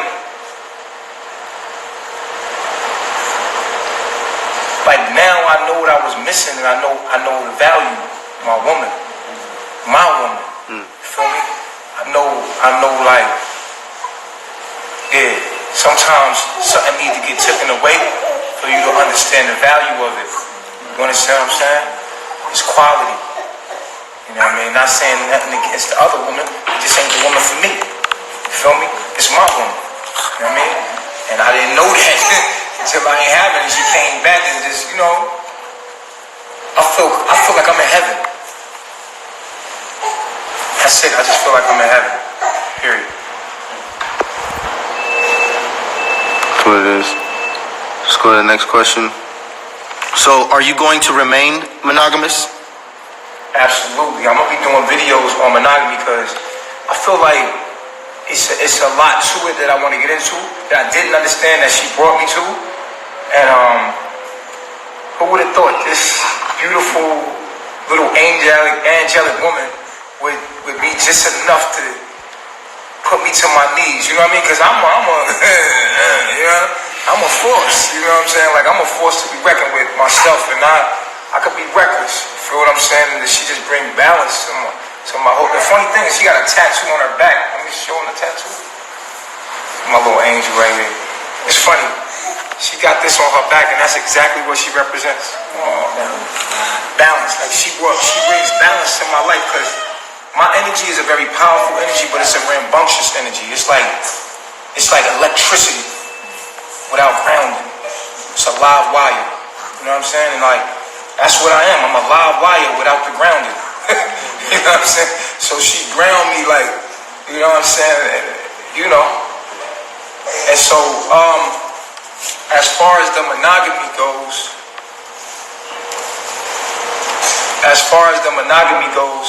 it ain't nothing else for me. You know what I mean? And I want to get into that. Later. I want to talk about that, but I'm going to let the other questions come in, but I want to go into details. I want to do a whole day. Like, we about to go back to work. We about to get back to work. We doing the formal stuff, and it's beautiful, but we about to get back to the downloads, and I got downloads about monogamy and how that's better for your spiritual growth that I didn't know of. Updates. Just a lot of updates. And yes, I'm monogamous now. We monogamous. I mean, I'm going to be going into the details of that later. I'm gonna let them. This was the stipulation for Nana to come back. Straight up, man. She'll be rude. You know what I'm saying? She ain't want no woman in my motherfucking face. You feel me? She want every woman to have what she has. Yeah. You feel what I'm saying? So she like, so we sat down and we formulated so everybody could be happy. Point, this real shit. She wasn't having, other women, they want you. Nah, we need to give them what I have. They don't gotta leave. They should be able to have what I have. That's what she said. Like, yeah, absolutely. I just, you know me, I'm gonna keep it all the way raw and funky with you because I just like to be like that. A lot of people like to be formal. I'm just a raw energy. That's who I am. So I mean, I'm of course I'm a lot more humble with my wife, and that's cool. You know what I'm saying? But that's how it went down. We sat down and formulated it so everybody could get what they need.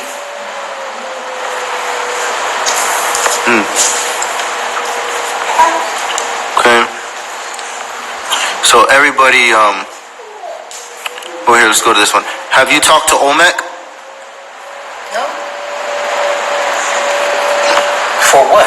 Right, like. There's a lot of Olmec questions. Listen, Olmec is a non-factor. That man put his hands on my woman, and that man touched my daughter. Don't ask me nothing about Olmec. Don't even mention that nigga name around here. We being nice about that. You feel me? Because if I was in my lower self, he wouldn't be here. Touch my fucking daughter. My wife, because she was inebriated, she was in her emotions, she was being silly like women do. Women get like that. But men, we gotta carry ourselves different from now on. You know what she was doing? Touch my daughter in public. You know who she was. That's my princess. I ain't got nothing to say about her. I'm free right now to be who I truly am and not have to worry about you know, any kind of like somebody taking my daughter away. If I be myself, just being myself. Yeah. You know what I'm saying? So I had to get over the fact that, you know, letting my daughter go. I had to get that. That was a lesson that I learned. Just letting go of that attachment. Yeah, and that's that's it. And they can't stop me now, right? No, they can't. Come on, man. Not even the hate in my woman. You know the hate. You know they done programmed our woman against us. Come on, not even they. I mean, they don't even want to see me. They don't want to see me lose. Come on, they don't want to see a nigga like me lose.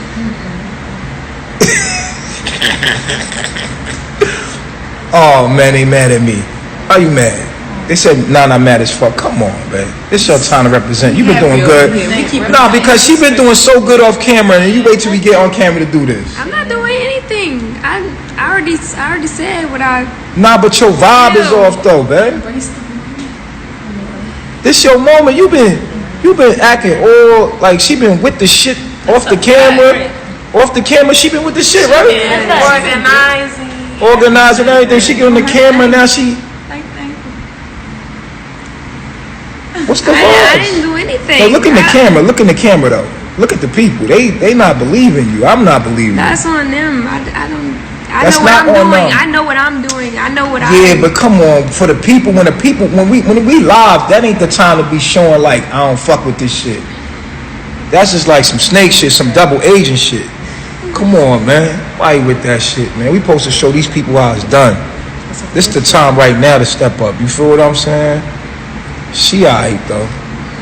Says she embarrassed. Embarrassed about what? She with a king. What are you talking about? She with a god. Come on, man. Embarrassed about what?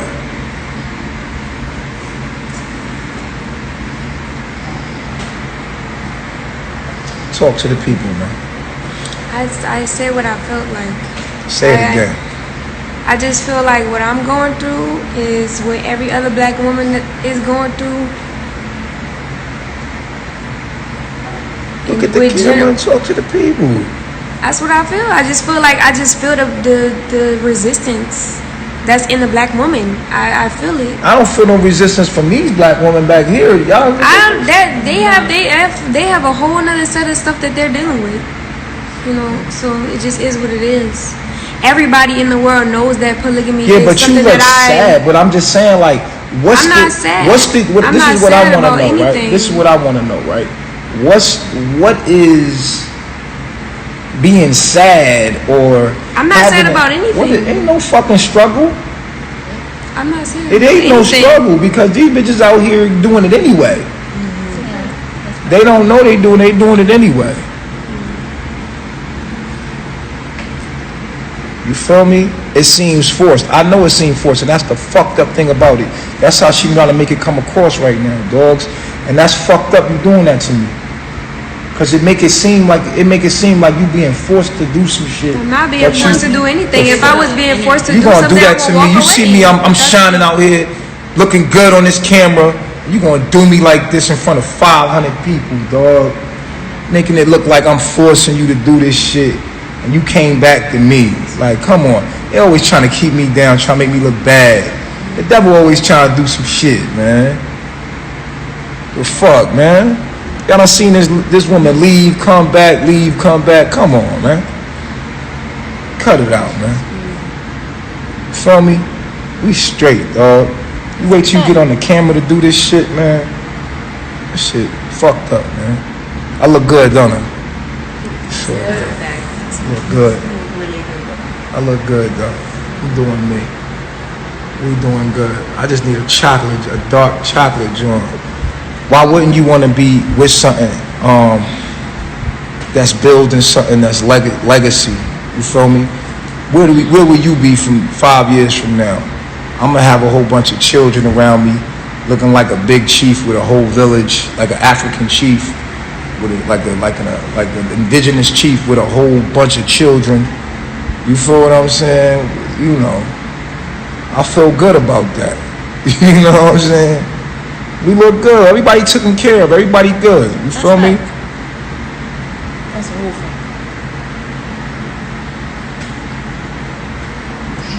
Yeah, now you hostage. You see what I'm saying?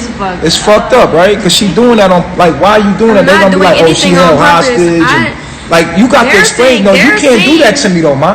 Because it make it seem like you're being held hostage or something's wrong with you. And before you know it, they calling the cops on us. Everybody's not going to understand. Yeah, but you can't vibe like that live. You can't do that. I never asked to be on camera. I never asked to be on camera. So what? But when you are on camera, you can't do that. You cannot do that. You keep getting me in trouble. Damn, bro, you keep fucking the vibes up. You see the vibes is beautiful. Why would you even do that when you're not even doing that behind the scenes? Like, you really with it behind the scenes. You just was talking to me about that before we got on live. So why am I not? And it's an ongoing process for me because every moment I'm triggered and I'm working through it. Triggered about what, though? Just everything. Just this whole situation. Everybody knows how I've been acting when it comes to this. Everybody knows. It's not like it's true. Or it's not true. For how long, my nigga? How long you gonna do this? Well, I feel like I'm being triggered in this moment and I'm pushing through. I'm just pushing through. That's what you see me doing. Triggered about what? About what?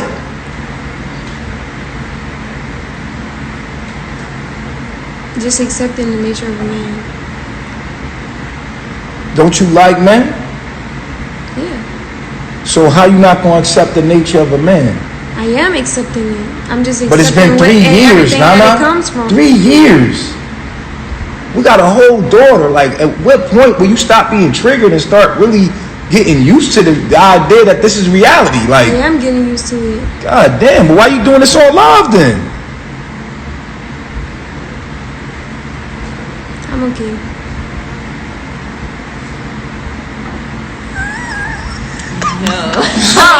Hey, yo. She don't act like this. Hey, yo. Nah, you know we gotta put a show on for y'all, man. Come on, man. You know what it is, man. You know we gotta put a show on for. That's what y'all love, right? Y'all want that real nigga moment. Come on, this is what y'all want. You want that drama. You know y'all wouldn't watch this shit if it wasn't no drama, man. You know what I'm saying? Somebody said she doing better, Chief. I promise. Oh, I already know. Right. I already know. Come on.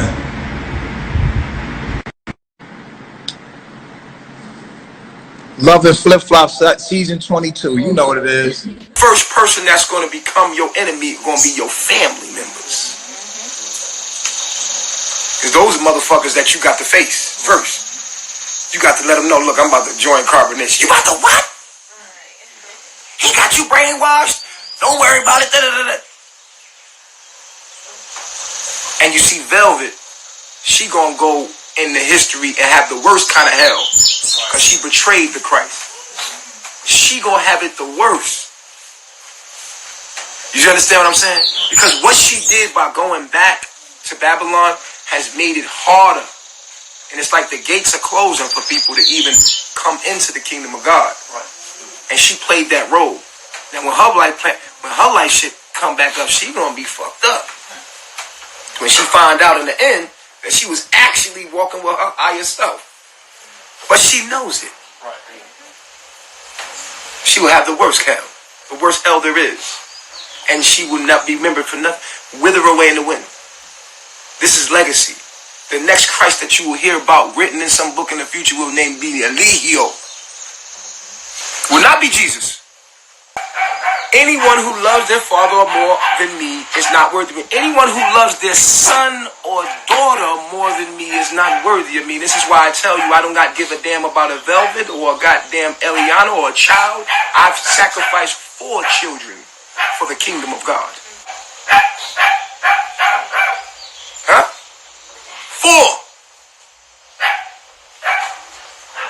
4. 4. And the devil said, you abandon your kids. Yo, no, I don't abandon them. Give them to me. Full rights. Not visitation. Give them to me. Full rights. Now I went back to what? She went back to what? Babylon, nigga. She had the opportunity to be a legend. She went back to be what? Regularly. She accepted regularly. Now she'll be Velvet Marquez and no one will ever know her. She will fade into darkness. Like nothing. She will fade into nothing. She could have been Mary of Magdalene. She could have been Jesus' wife. Now she'll be Velvet Marquez. This is legacy, homie. I'm before my time. You don't understand me right now. You can't accept me right now. That's written in history. You'll never understand me right now. Huh? That baby. I will leave Eliana and that baby at any time. If let me tell you something. If she or that baby hinders me toward the kingdom of God, to being in tune with life, I will let her go and that baby. Bitch, you got life fucked up. I'ma tell everything. Now, I'ma tell everything. I've been kept my mouth quiet for everything, but I'm going to tell everything about this bitch Velvet. I'm going to tell everything because I'm hurt because of my daughter, bitch. I'm hurting. And you doing my daughter dirty and you won't let me talk to my daughter. I miss my daughter. I miss my daughter. I miss Eliana. I miss my daughter, my nigga, and I'm gonna fucking tell everything. You gonna sit here and fucking lie with me? You gonna fucking lie with me and my fucking daughter sitting right there? My motherfucking daughter's sitting right there, my nigga. I'm hurting. And let me tell you something. I never talk about nobody business, no matter what they say about me. That's my law. But I'm gonna tell everything I fucking know about you, you fucking whore. I fucking hate you. I hate you, my nigga. I hate everything you stand for. I hate everything you about, bitch. I can't stand you, bitch. You know how much I love my daughter. You know how much I love my daughter. You using my daughter against me. My daughter was in the background screaming for me, and I miss her. I miss my fucking daughter, my nigga. I miss my daughter, my nigga. I'm not gonna sit in front with you. I'm hurting. I'm hurting. Hurting. I fucking miss my daughter, my nigga. I can't even talk to her. I can't even talk to my fucking daughter. Fuck all y'all. I don't give a fuck what y'all think about me, nigga. Fuck y'all, nigga. Fuck you. I can't believe this bitch online talking shit about me. After I've been here for her, I came to her in Florida when that nigga burned her. I came there for her. I was there for her. Y'all was there with me, wasn't I? Yes. I pushed Malia to the side. I threw all y'all away for her, just for my daughter, my nigga. And this bitch would come back.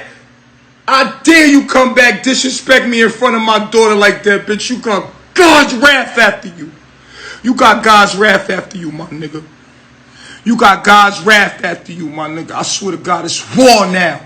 And you go to the police because you was sucking my dick, bitch. My dick healed you. Bitch, you came in with an STD. I healed you, bitch. I miss my daughter and you took my fucking... You know how much I love Eliana, yo. You know how much I love my fucking daughter, bitch. Fuck you. I can't stand you, my nigga. I wish I could kill you. I swear to God, I wish I could kill you. I don't like you. I don't like the system. I don't like... This is what I stand for, bro. I don't like the system, bro. She took my daughter. She knows how much I love my daughter because she sees it. She knew it, and she still took my fucking daughter. Has Natureboy ever stopped any of the members from leaving? Whether it be Velvet or any other member, has Natureboy ever stopped anyone from leaving? Always. When you present to him that you want to leave, there will always be long drawn out meetings about why you shouldn't leave and why you would go to hell if you left and why you're wrong for leaving. And yeah, he always would try and prevent you from leaving. And let me tell you something. Anybody that has betrayed me, have left CarbonNation and talk shit, they gonna get the worst hell ever.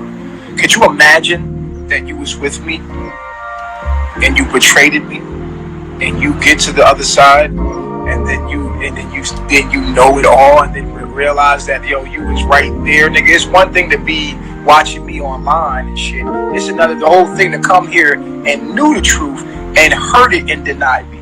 Like dogs, you gonna get it the worst. Who betrayed me? Key. Anybody that's left CarbonNation and went on the other side. If you left CarbonNation alone, you have betrayed me. You know, if you listen to me and you don't listen to me, and I'm you reminding you to do what the fuck you're supposed to do. The reason why you came here.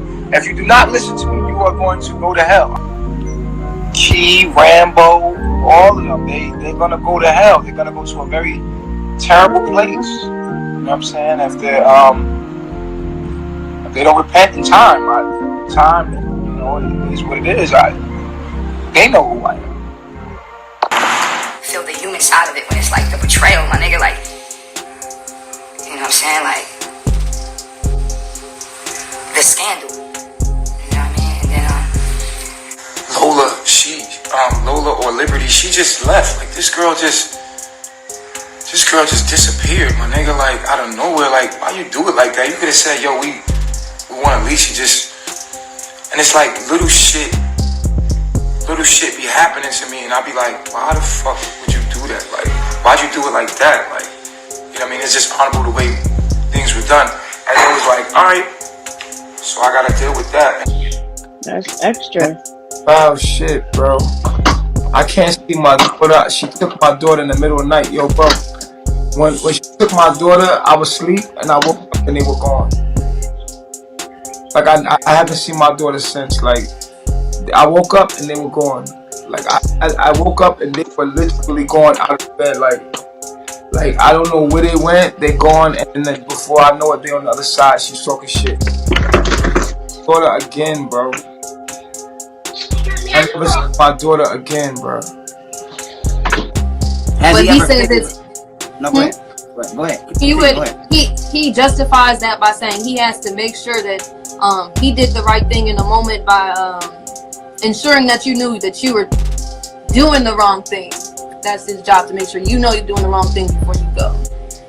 Has Natureboy ever tried to physically stop anyone from leaving? Physically, no. I would say I don't know if okay. Because no, he I've hasn't seen- like physically grabbed anyone up. I would say other than his wife, Velvet. Right. Now, but then he eventually always lets her go. If she wants to, like, eventually he'll stop and then he'll let her walk off. You know what I mean? It's not like he's holding her hostage. Right. As far as the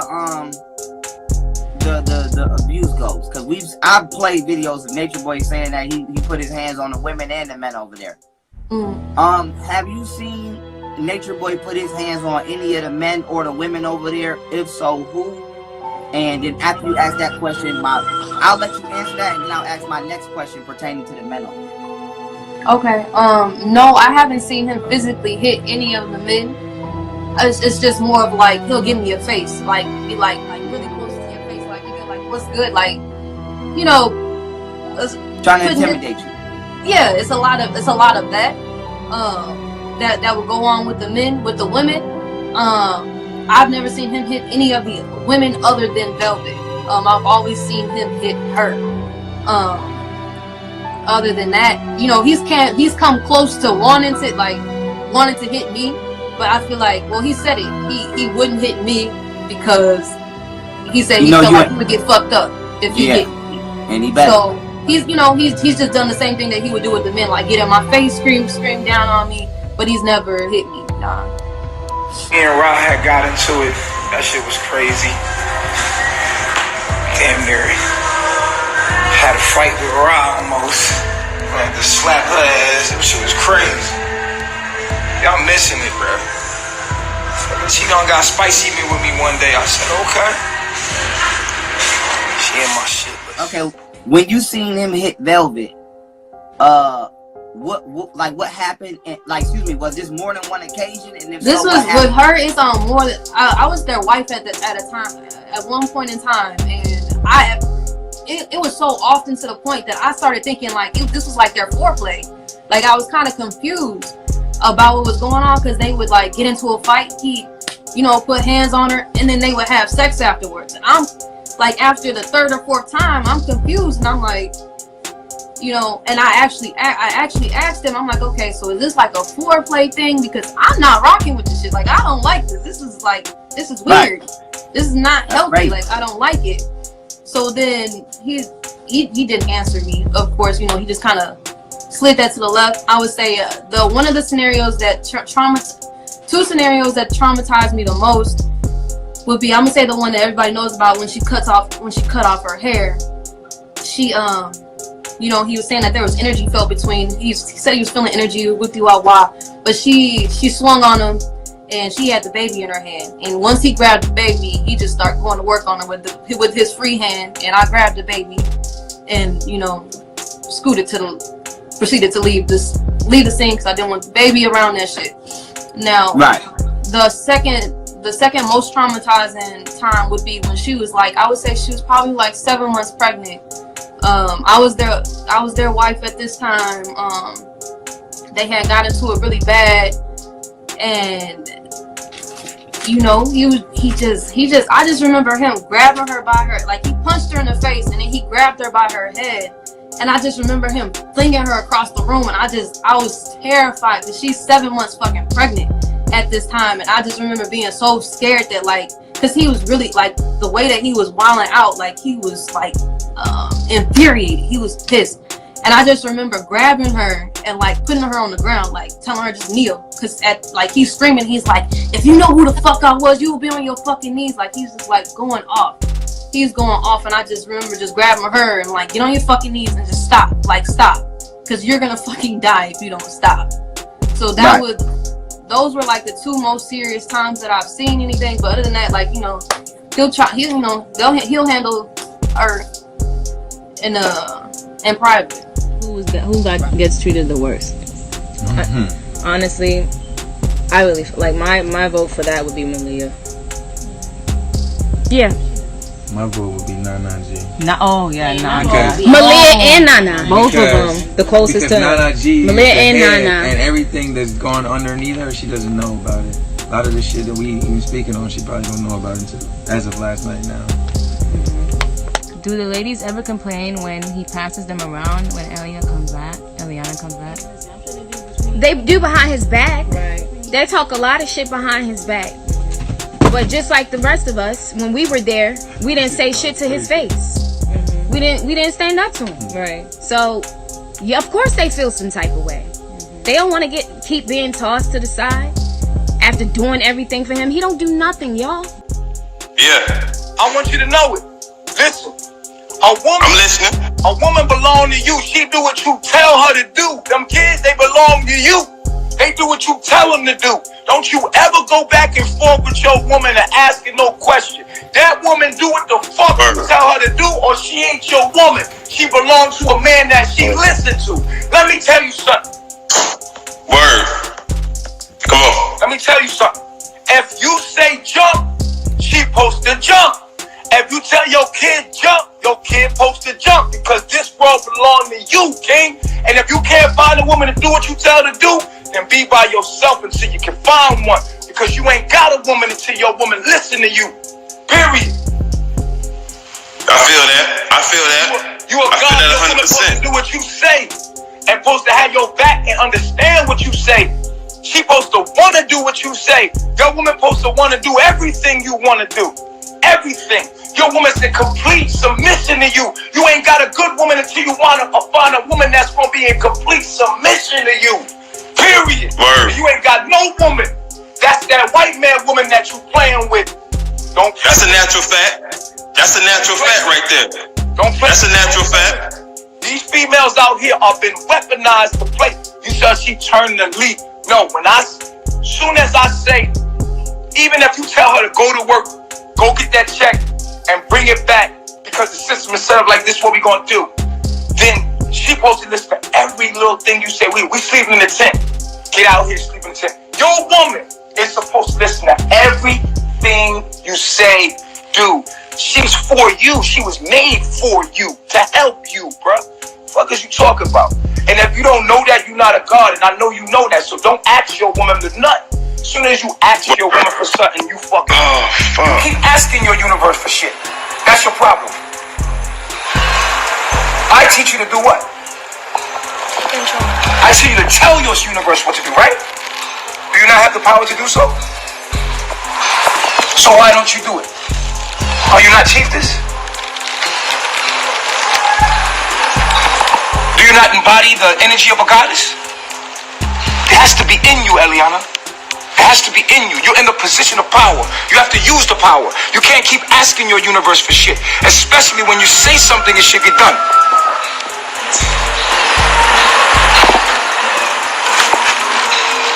2 years, Eliana, 2 years. I've been invoking the spirit to come out of you. Now, if it doesn't come out, it's not there. Either you are a chiefess, or you a goddess, or you're not. I can't make you something that you're not. So you're gonna get on the ball or what? You communicate everything. We're communicators. We don't have no problems. We have what? Solutions. Sound the fuck off. We don't have problems. We have what? Solutions.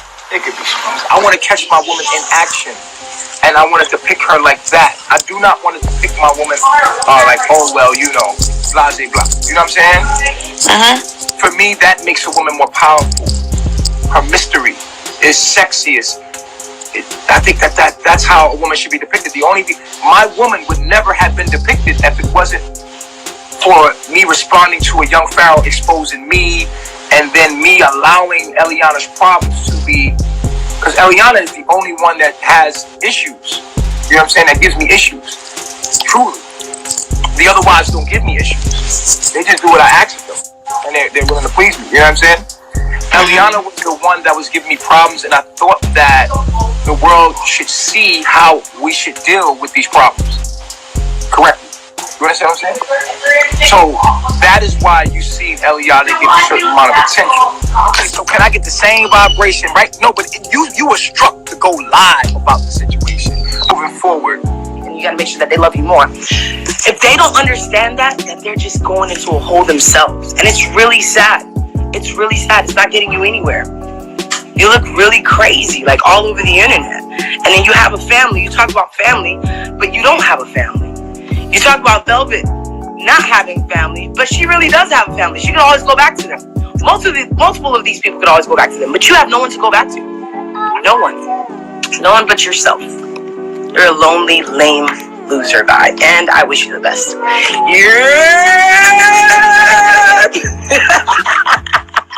I know you.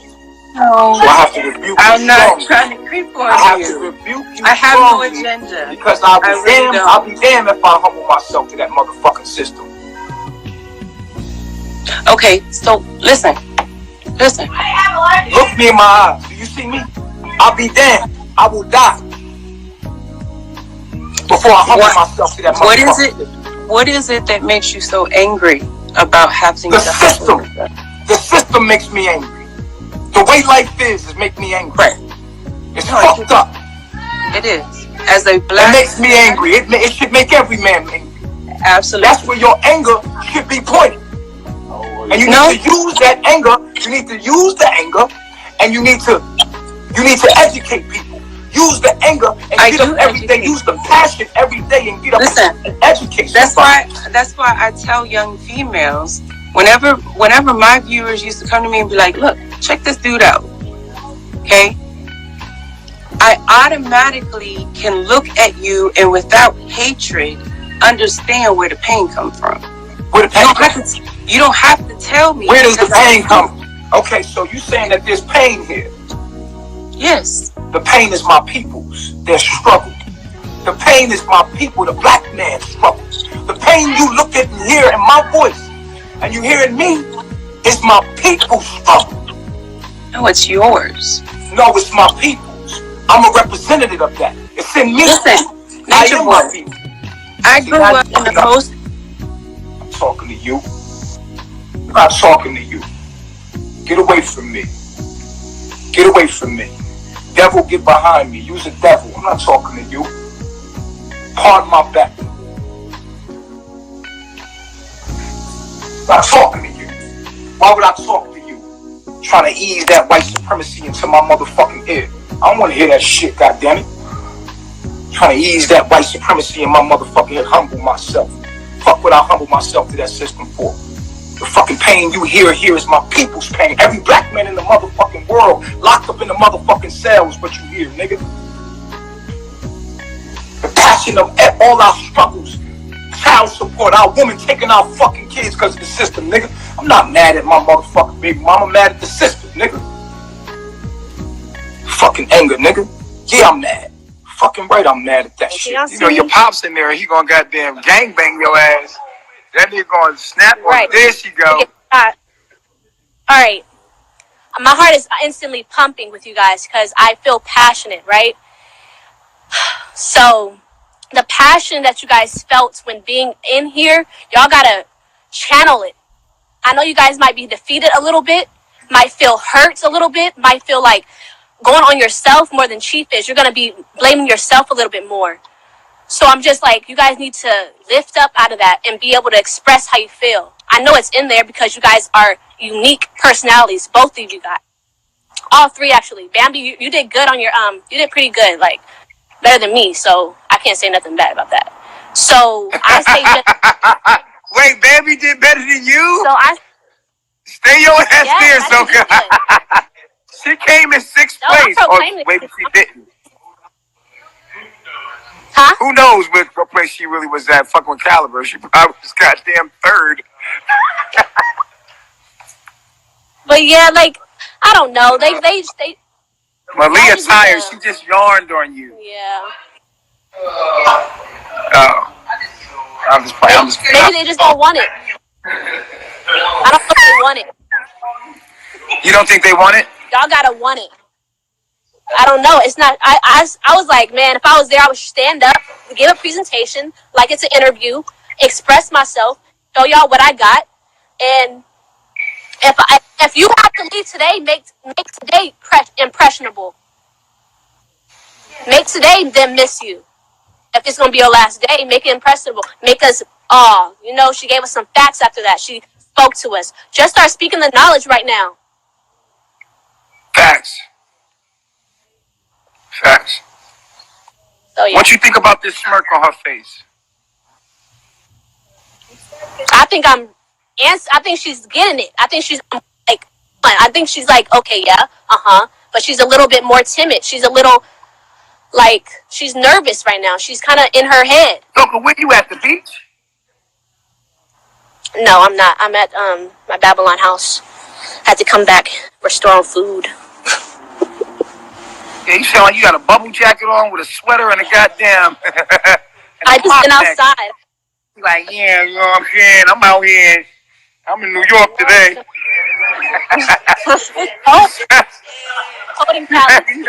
Yo, what's up, my brother? Hey, man.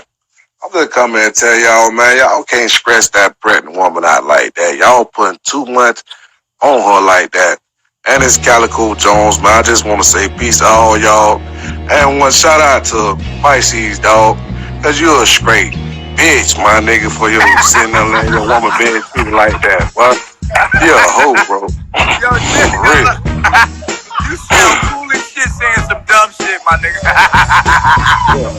Bro, no, for real, like, yo, you got a cool ass voice. Bro, I'm on the phone. That nigga got a deep ass, smooth ass voice. Calico, this Calico, man. Shout out to Vice. She's a bitch. Yo, Calico, you're so funny, nigga, with the deep voice. Yo, have a beautiful night, yo. Go lay down in your fucking beanbag. Yo, that shit funny as shit. That nigga sound mad cool and confident. Yo, shout out to motherfucking Vice. She's a straight bitch. Fuck out of here, my nigga. I don't want that. I went to him, was in a relationship with him, had some feelings, had a little emotional bond, yes, of course. But that relationship to me felt like Babylon. And it wasn't, I didn't feel like it was a mature relationship for me. And Chief, he's a man, he's a grown ass man, and that's who I want to be with. So why are you having thoughts of being with Price now? Because I feel like he's thinking about it. I'm not thinking about it, but I have so much, like, I'm empathic. I pick up on other people's energy. So I felt like he was like, his energy was like, I don't know. It was pissing me off because I felt like he was like thinking about me the whole time when we was at the park. Like, I felt that. You said, how can I just now have these thoughts? That's what I'm talking about, because you're not listening. I have to repeat myself because you're not listening. Watch your mouth. I'm not playing with you. Watch your mouth. You know, don't do that because we on cameras. Feel me? You know, I don't play that. I know, I just want you to listen to me. I listened to you. I heard you. Miss anything. I heard you, though. I heard you. Like, I heard you. You said, how am I thinking about that then? I heard you. I just said, just to be like, really? Like, okay. It is what it is.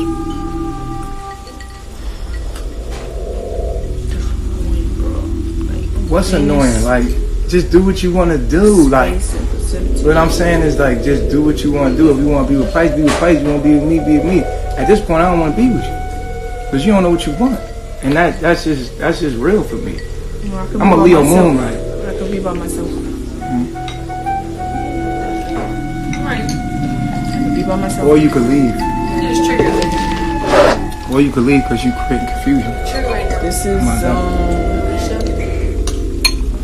your reality, your world. You have to do what you have to do. Really? Really? Really?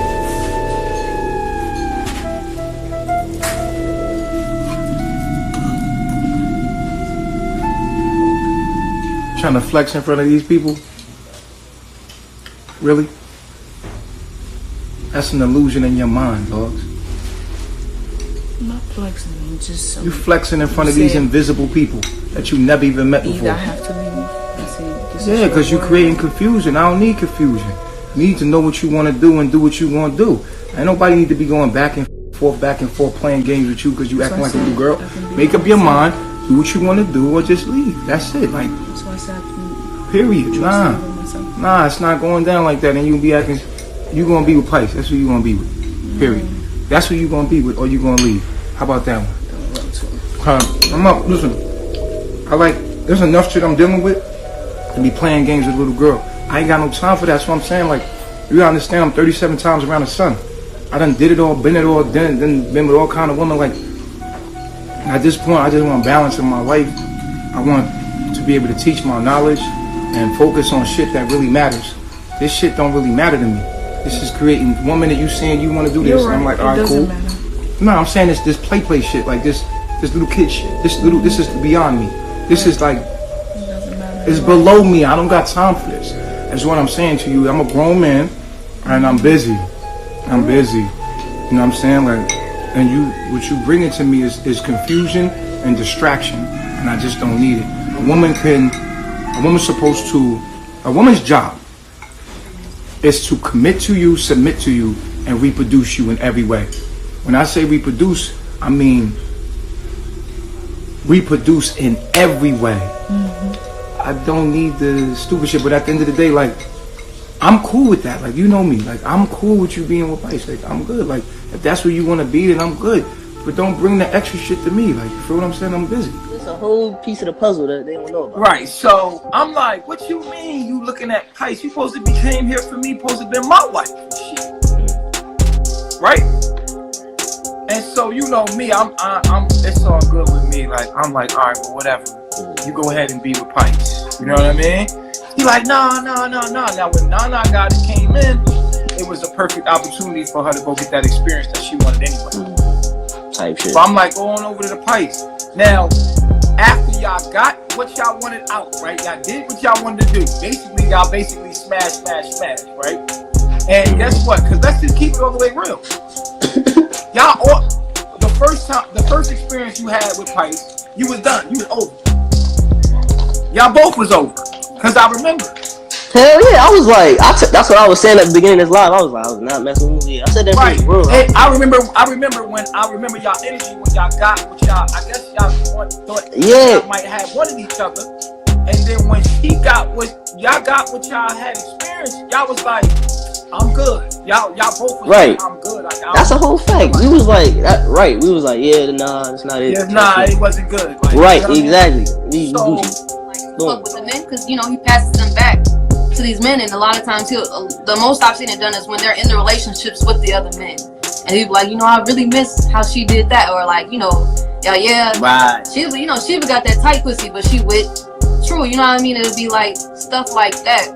I feel like it's really to fuck with the men's heads and to keep them not trusting their women and you know shit like that. So have the men ever stood up to him, or at least have they ever said, absolutely like, not? hey? Absolutely not. Why do you think they haven't stood up? Was it you? Well, I don't. You can literally see the fear. You can literally see the fear in the men. Like literally, when he's screaming down on them, you can see the fear like all over their body, in their face, like in their. It's you can see the fear. No one speaks up. No. And I want to go off on a tangent and say this, right? This is why the emasculation of black men is so important to touch on. She starts distancing herself from you immediately and starts to give body language back to me while I'm with Nana. And I'm like, oh, no, you're not about to fuck my situation with my daughter up. Hell no. No. Go the fuck back over there. Like you want it. Go over there. No, you're not. Right. Yes, I think Malia very beautiful. I think I'm very attracted to her. But I was like, my daughter. Nigga, that's what I was on with. Right. When I did the monogamy thing, it was all about my daughter, my nigga. I was trying to keep my daughter, like one of my children. I just wanted to hold on for one of my children, my nigga. And so I was like, I'm not about to sacrifice nothing for my daughter. My nigga, my daughter deserved this shit. But it just did not work out with me and Eliana. Like, it just did not work out with me and Nana. But my thing is, as soon as that was over, we knew what it was. She wanted me, I wanted me. You know what I mean? Right. Obvious. And so, you know, it's more to the story, but just for that alone, you know what I'm saying? It was like they didn't even know that. Let that be known right there. Right. Let that be known. Like, as soon as she said she went to Pice, I was like, go to Pice then. Like, I'm cool. Like, that's what's up. Like, you know what I mean? So she got that experience, and then y'all both was like, I'm good. Like, I'm good. And I was like, what's wrong with y'all? Remember when I was hell yeah, I was I like, remember what's that. wrong with y'all? And then I had asked you later, you was like, yeah. You was like, the sex was whack. She said the sex was whack. And y'all niggas ain't, I mean, y'all speak up. Like, damn. Yeah, hell yeah. Listen, I'll say it right now. The sex was whack. It wasn't good. We wasn't feeling each other. The vibes was off. Nigga, we was mentally there, but emotionally it was zero. And that's what it was at first. You know what I'm saying? Like, so after that experience, her Aries ass, after she experienced what she wanted, something piqued her interest. Tell the people. Tell the people, don't smile at me. Yeah, I started looking at me. She started looking back at me. I'm like, and if you, I'm with Nana, like I'm with Belle. I'm like, oh, facts. Don't do me like that. I got my daughter here. I'm trying to have my daughter. I'm trying to hold on to my daughter, and she started coming around playing with my daughter. I'm like, oh, hell yeah. And you know I'm attracted to Malia, so I'm like, oh my god. And they both look alike. Like Nana look like Malia a little bit, and they both from Louisiana. And I'm like, oh my god. Like, there was a video that I did. And I'm like, yo, what the fuck, bro? I'm trying to, like, chill. Like, we need to go back over there. Like, I'm not trying to fuck up. You know what I mean? Type shit. But what happened with me and Nana, it was like, you know, it just wasn't working for me, dogs. It wasn't working for me. Like, I tried.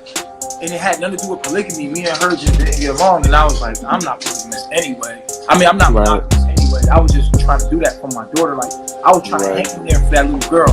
But me and her, it was a negative and a negative. We kept fighting like on some other shit. It was an unhealthy environment for my daughter anyway.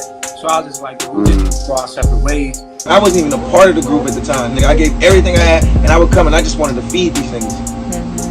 And that's how I got suckered into the whole thing, because I was coming back and forth, and I was just trying to show niggas mad love and put mad and just show these niggas that nigga, it's real niggas out here that fuck with y'all.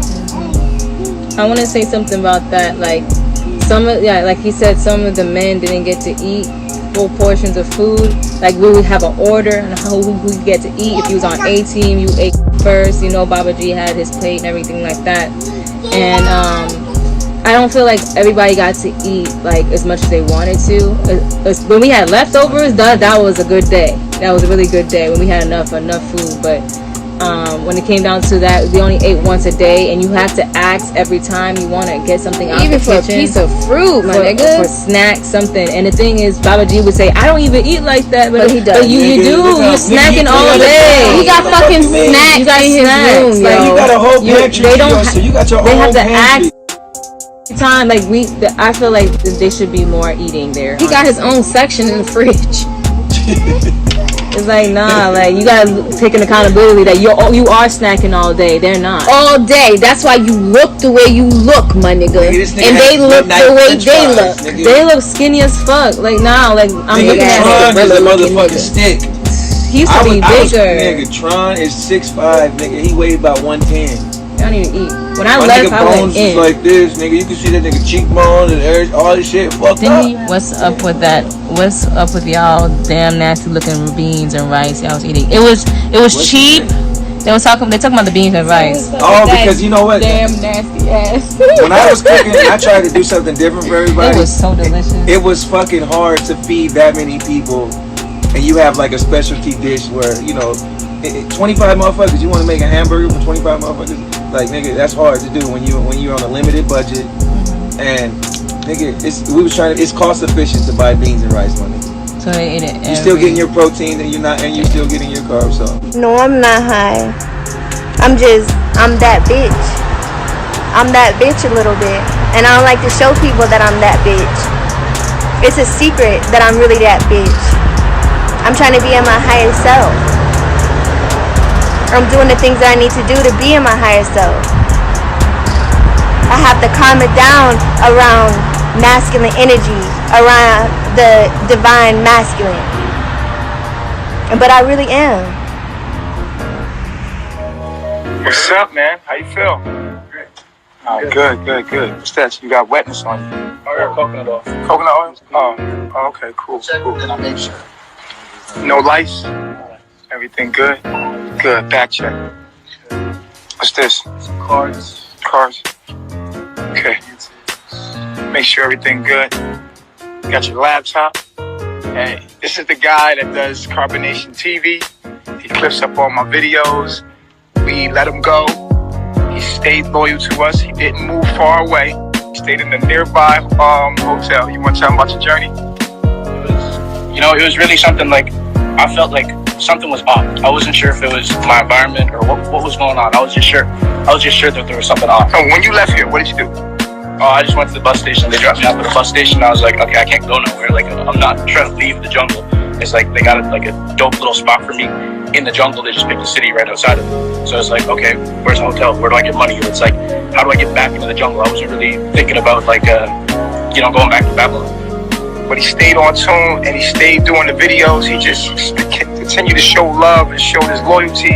You could have went out there on a little Pharaoh page and shitted on us like everybody else. You didn't. You stayed loyal. And for that, welcome back home, dog. For real. Appreciate you. You still got to use that. You know what I'm saying? How we looking, Trons? We looking good. You didn't bring any no headaches, no paraphernalia. Everything good. Got little spices and stuff. Yeah. Okay. How's it feel to be back home though? It's so good. I met them. When I met them, it was like I just felt that instant, like that energy and that like the warmth and that uprising, like connection with like the family. So it's like I knew right away. It's like, thank you for your loyalty, for real. I love myself, for real. You gonna be loyal like that, Pure? You got enough wives coming to you, nigga. 30 goddamn miles. You make me want to goddamn go get a beard cream, nigga. Them bitches, hey, listen, get some more hair on my chest and beard. They love that hairy shit. Eliana, what you gonna say to the people? What you wanna say? Say love gang. Say it's all about love. Love gang. It's all about love. You see that? Love. Because we know you a whole black man.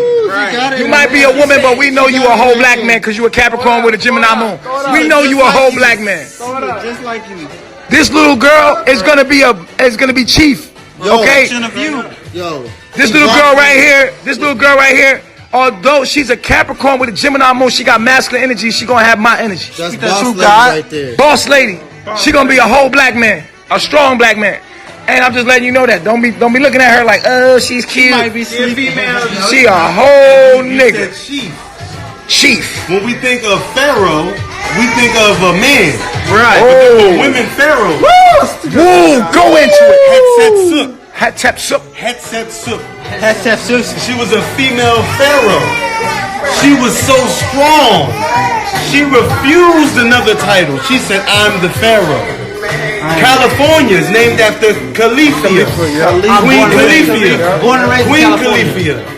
She was so strong, she took control of the whole nation. Emperor Candace, who was an Ethiopian sergeant, a general, who defeated Alexander the Great.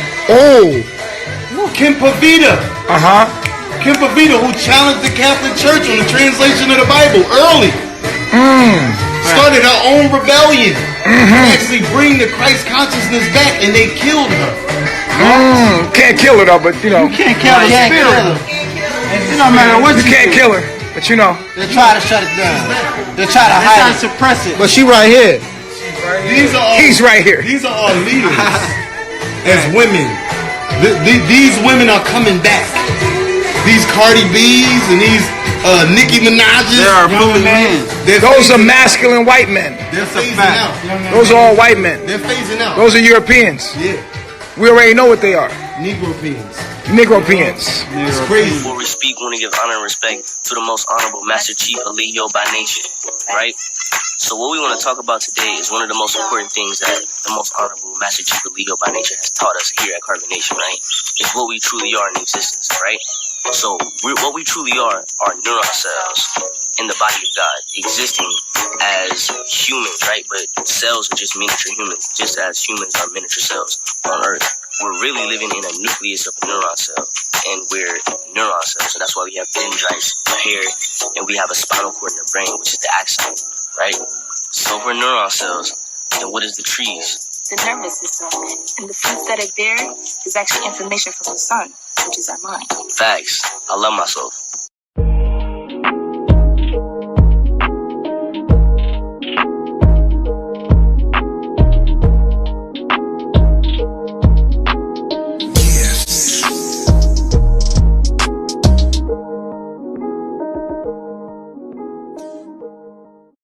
If I were to tell you who you really are, you would be in your full glory. If I had a child, I'm teaching my child that he or her is God. Off rip. And guess what? That's what the vibration and frequency of that energy shall be. Is vibrating at the highest frequency of a human.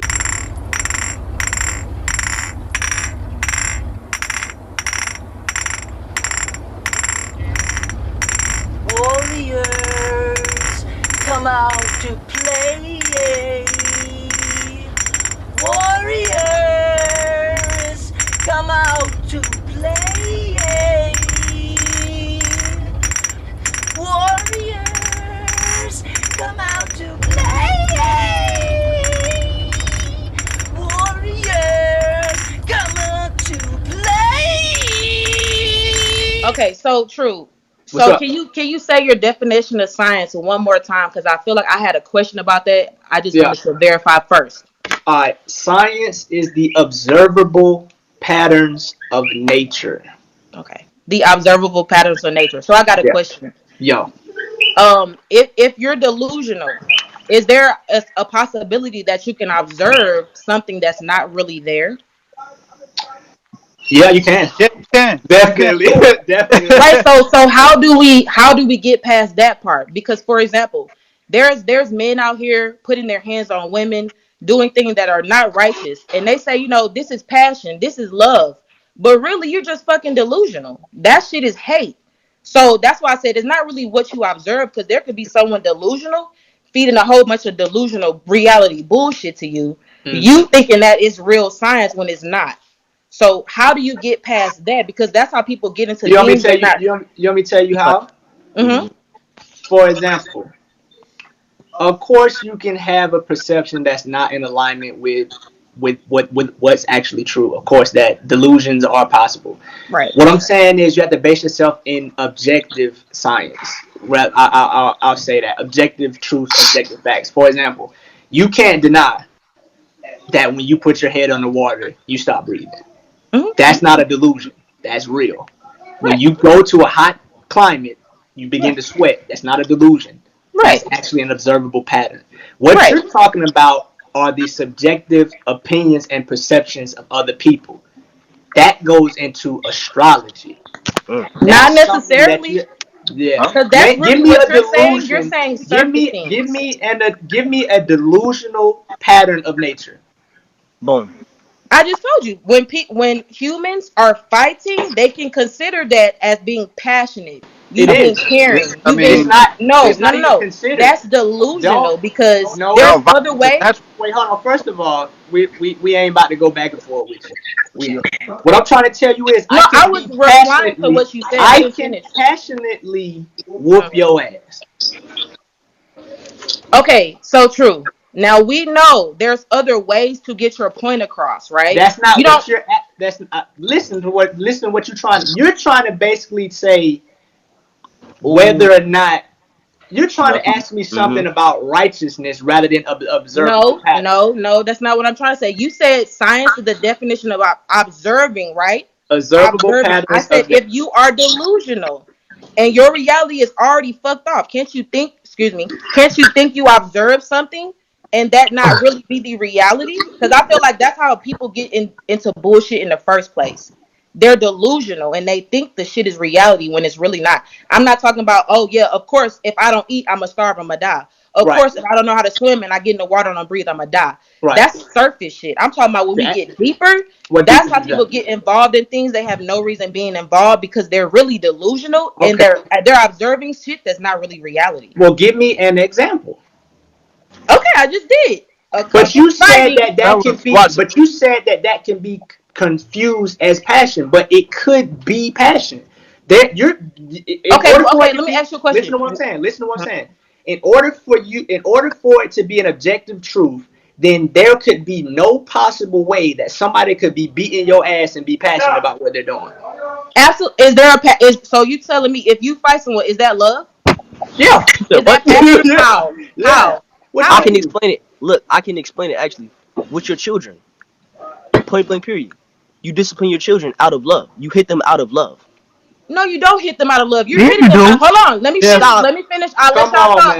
Let me finish. Wow. You hit them out of frustration. You can easily. No, not all the time. Hold on, y'all. See, y'all. Let me give you an example. Because we don't want to go too far from the topic because there's a lot more important things we could be talking about. No, we're talking about observation. Listen to what I'm saying to you. Listen to what I'm saying to you. Okay. My son could be going and doing his own thing, and I could pop his ass because I need him to listen to me when I tell him to do something. Because there could come a time where he could be walking into the middle of a fucking street, and I said, "Get your ass back," and he don't listen. Exactly. That's That going don't to mean hurt I don't him. love him. But That's listen to what I'm saying to you before you jump out. I give him that discipline, which can be perceived as abuse and frustration, but in fact is coming from a loving place because I'm thinking ahead in situations where I don't need him to question me. So I use that type of an instruction because pain is our greatest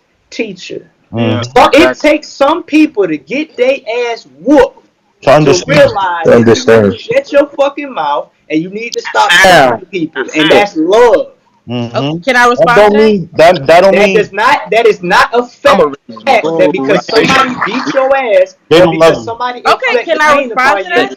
Listen, I'm gonna finish. Okay. It is not a fact. It is not a delusion that if somebody put their hands on you, that they're doing it out of frustration. Somebody can put their hands on your monkey ass and they're doing it from a loving place. And for that example I just gave you, hell yeah, I will pop my son, my nigga, because you need to listen to what I'm telling you because I'm your guide.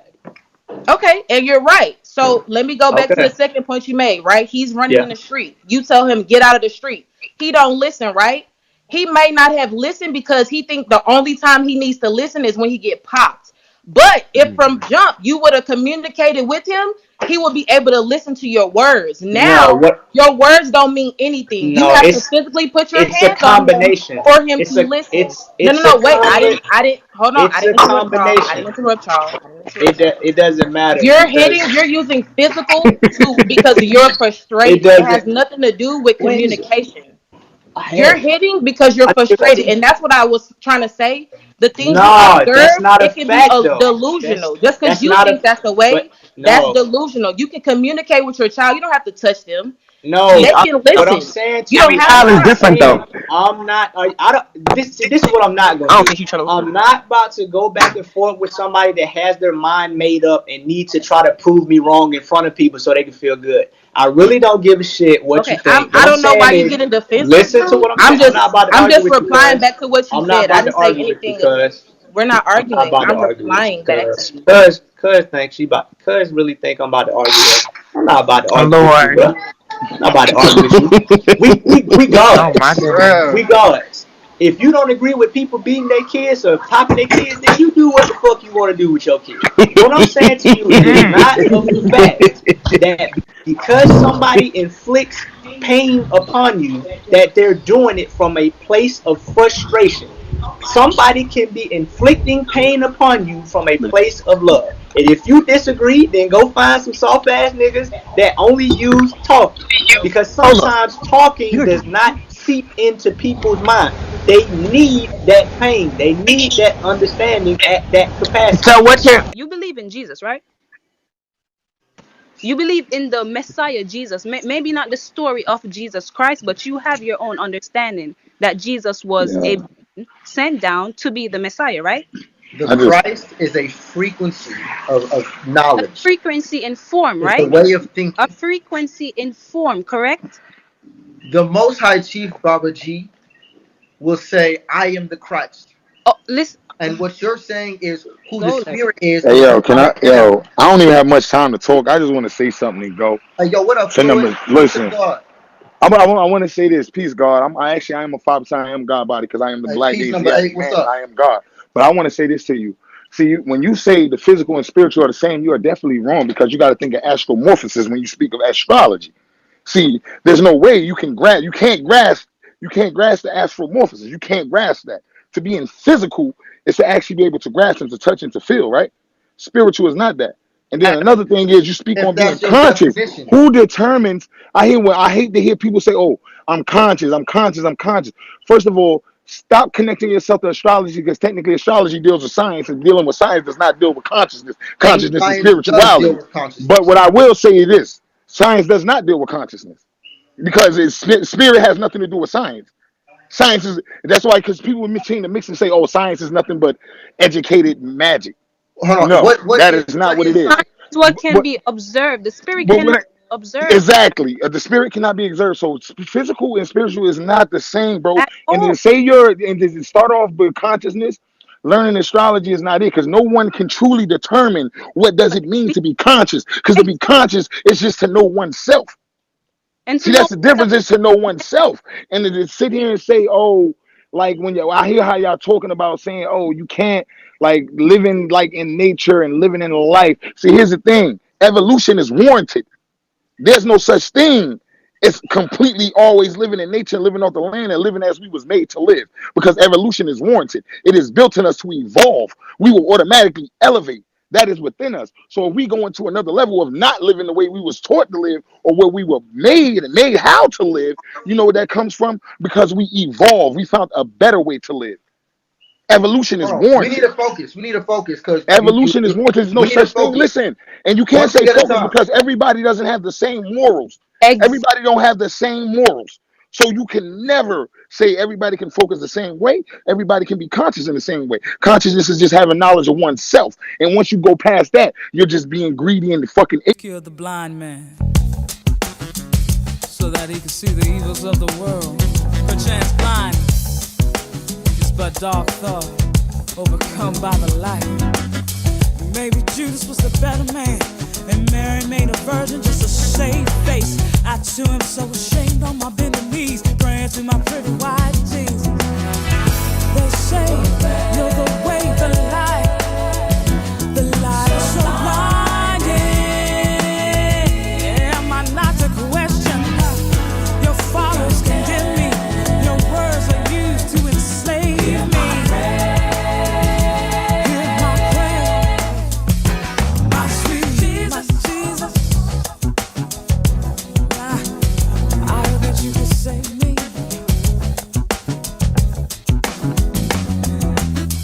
Dear brother John convinced himself of his wisdom to judge, to forgive, condemn. Mother Mary full of grace, I'm so confused by his pale white face.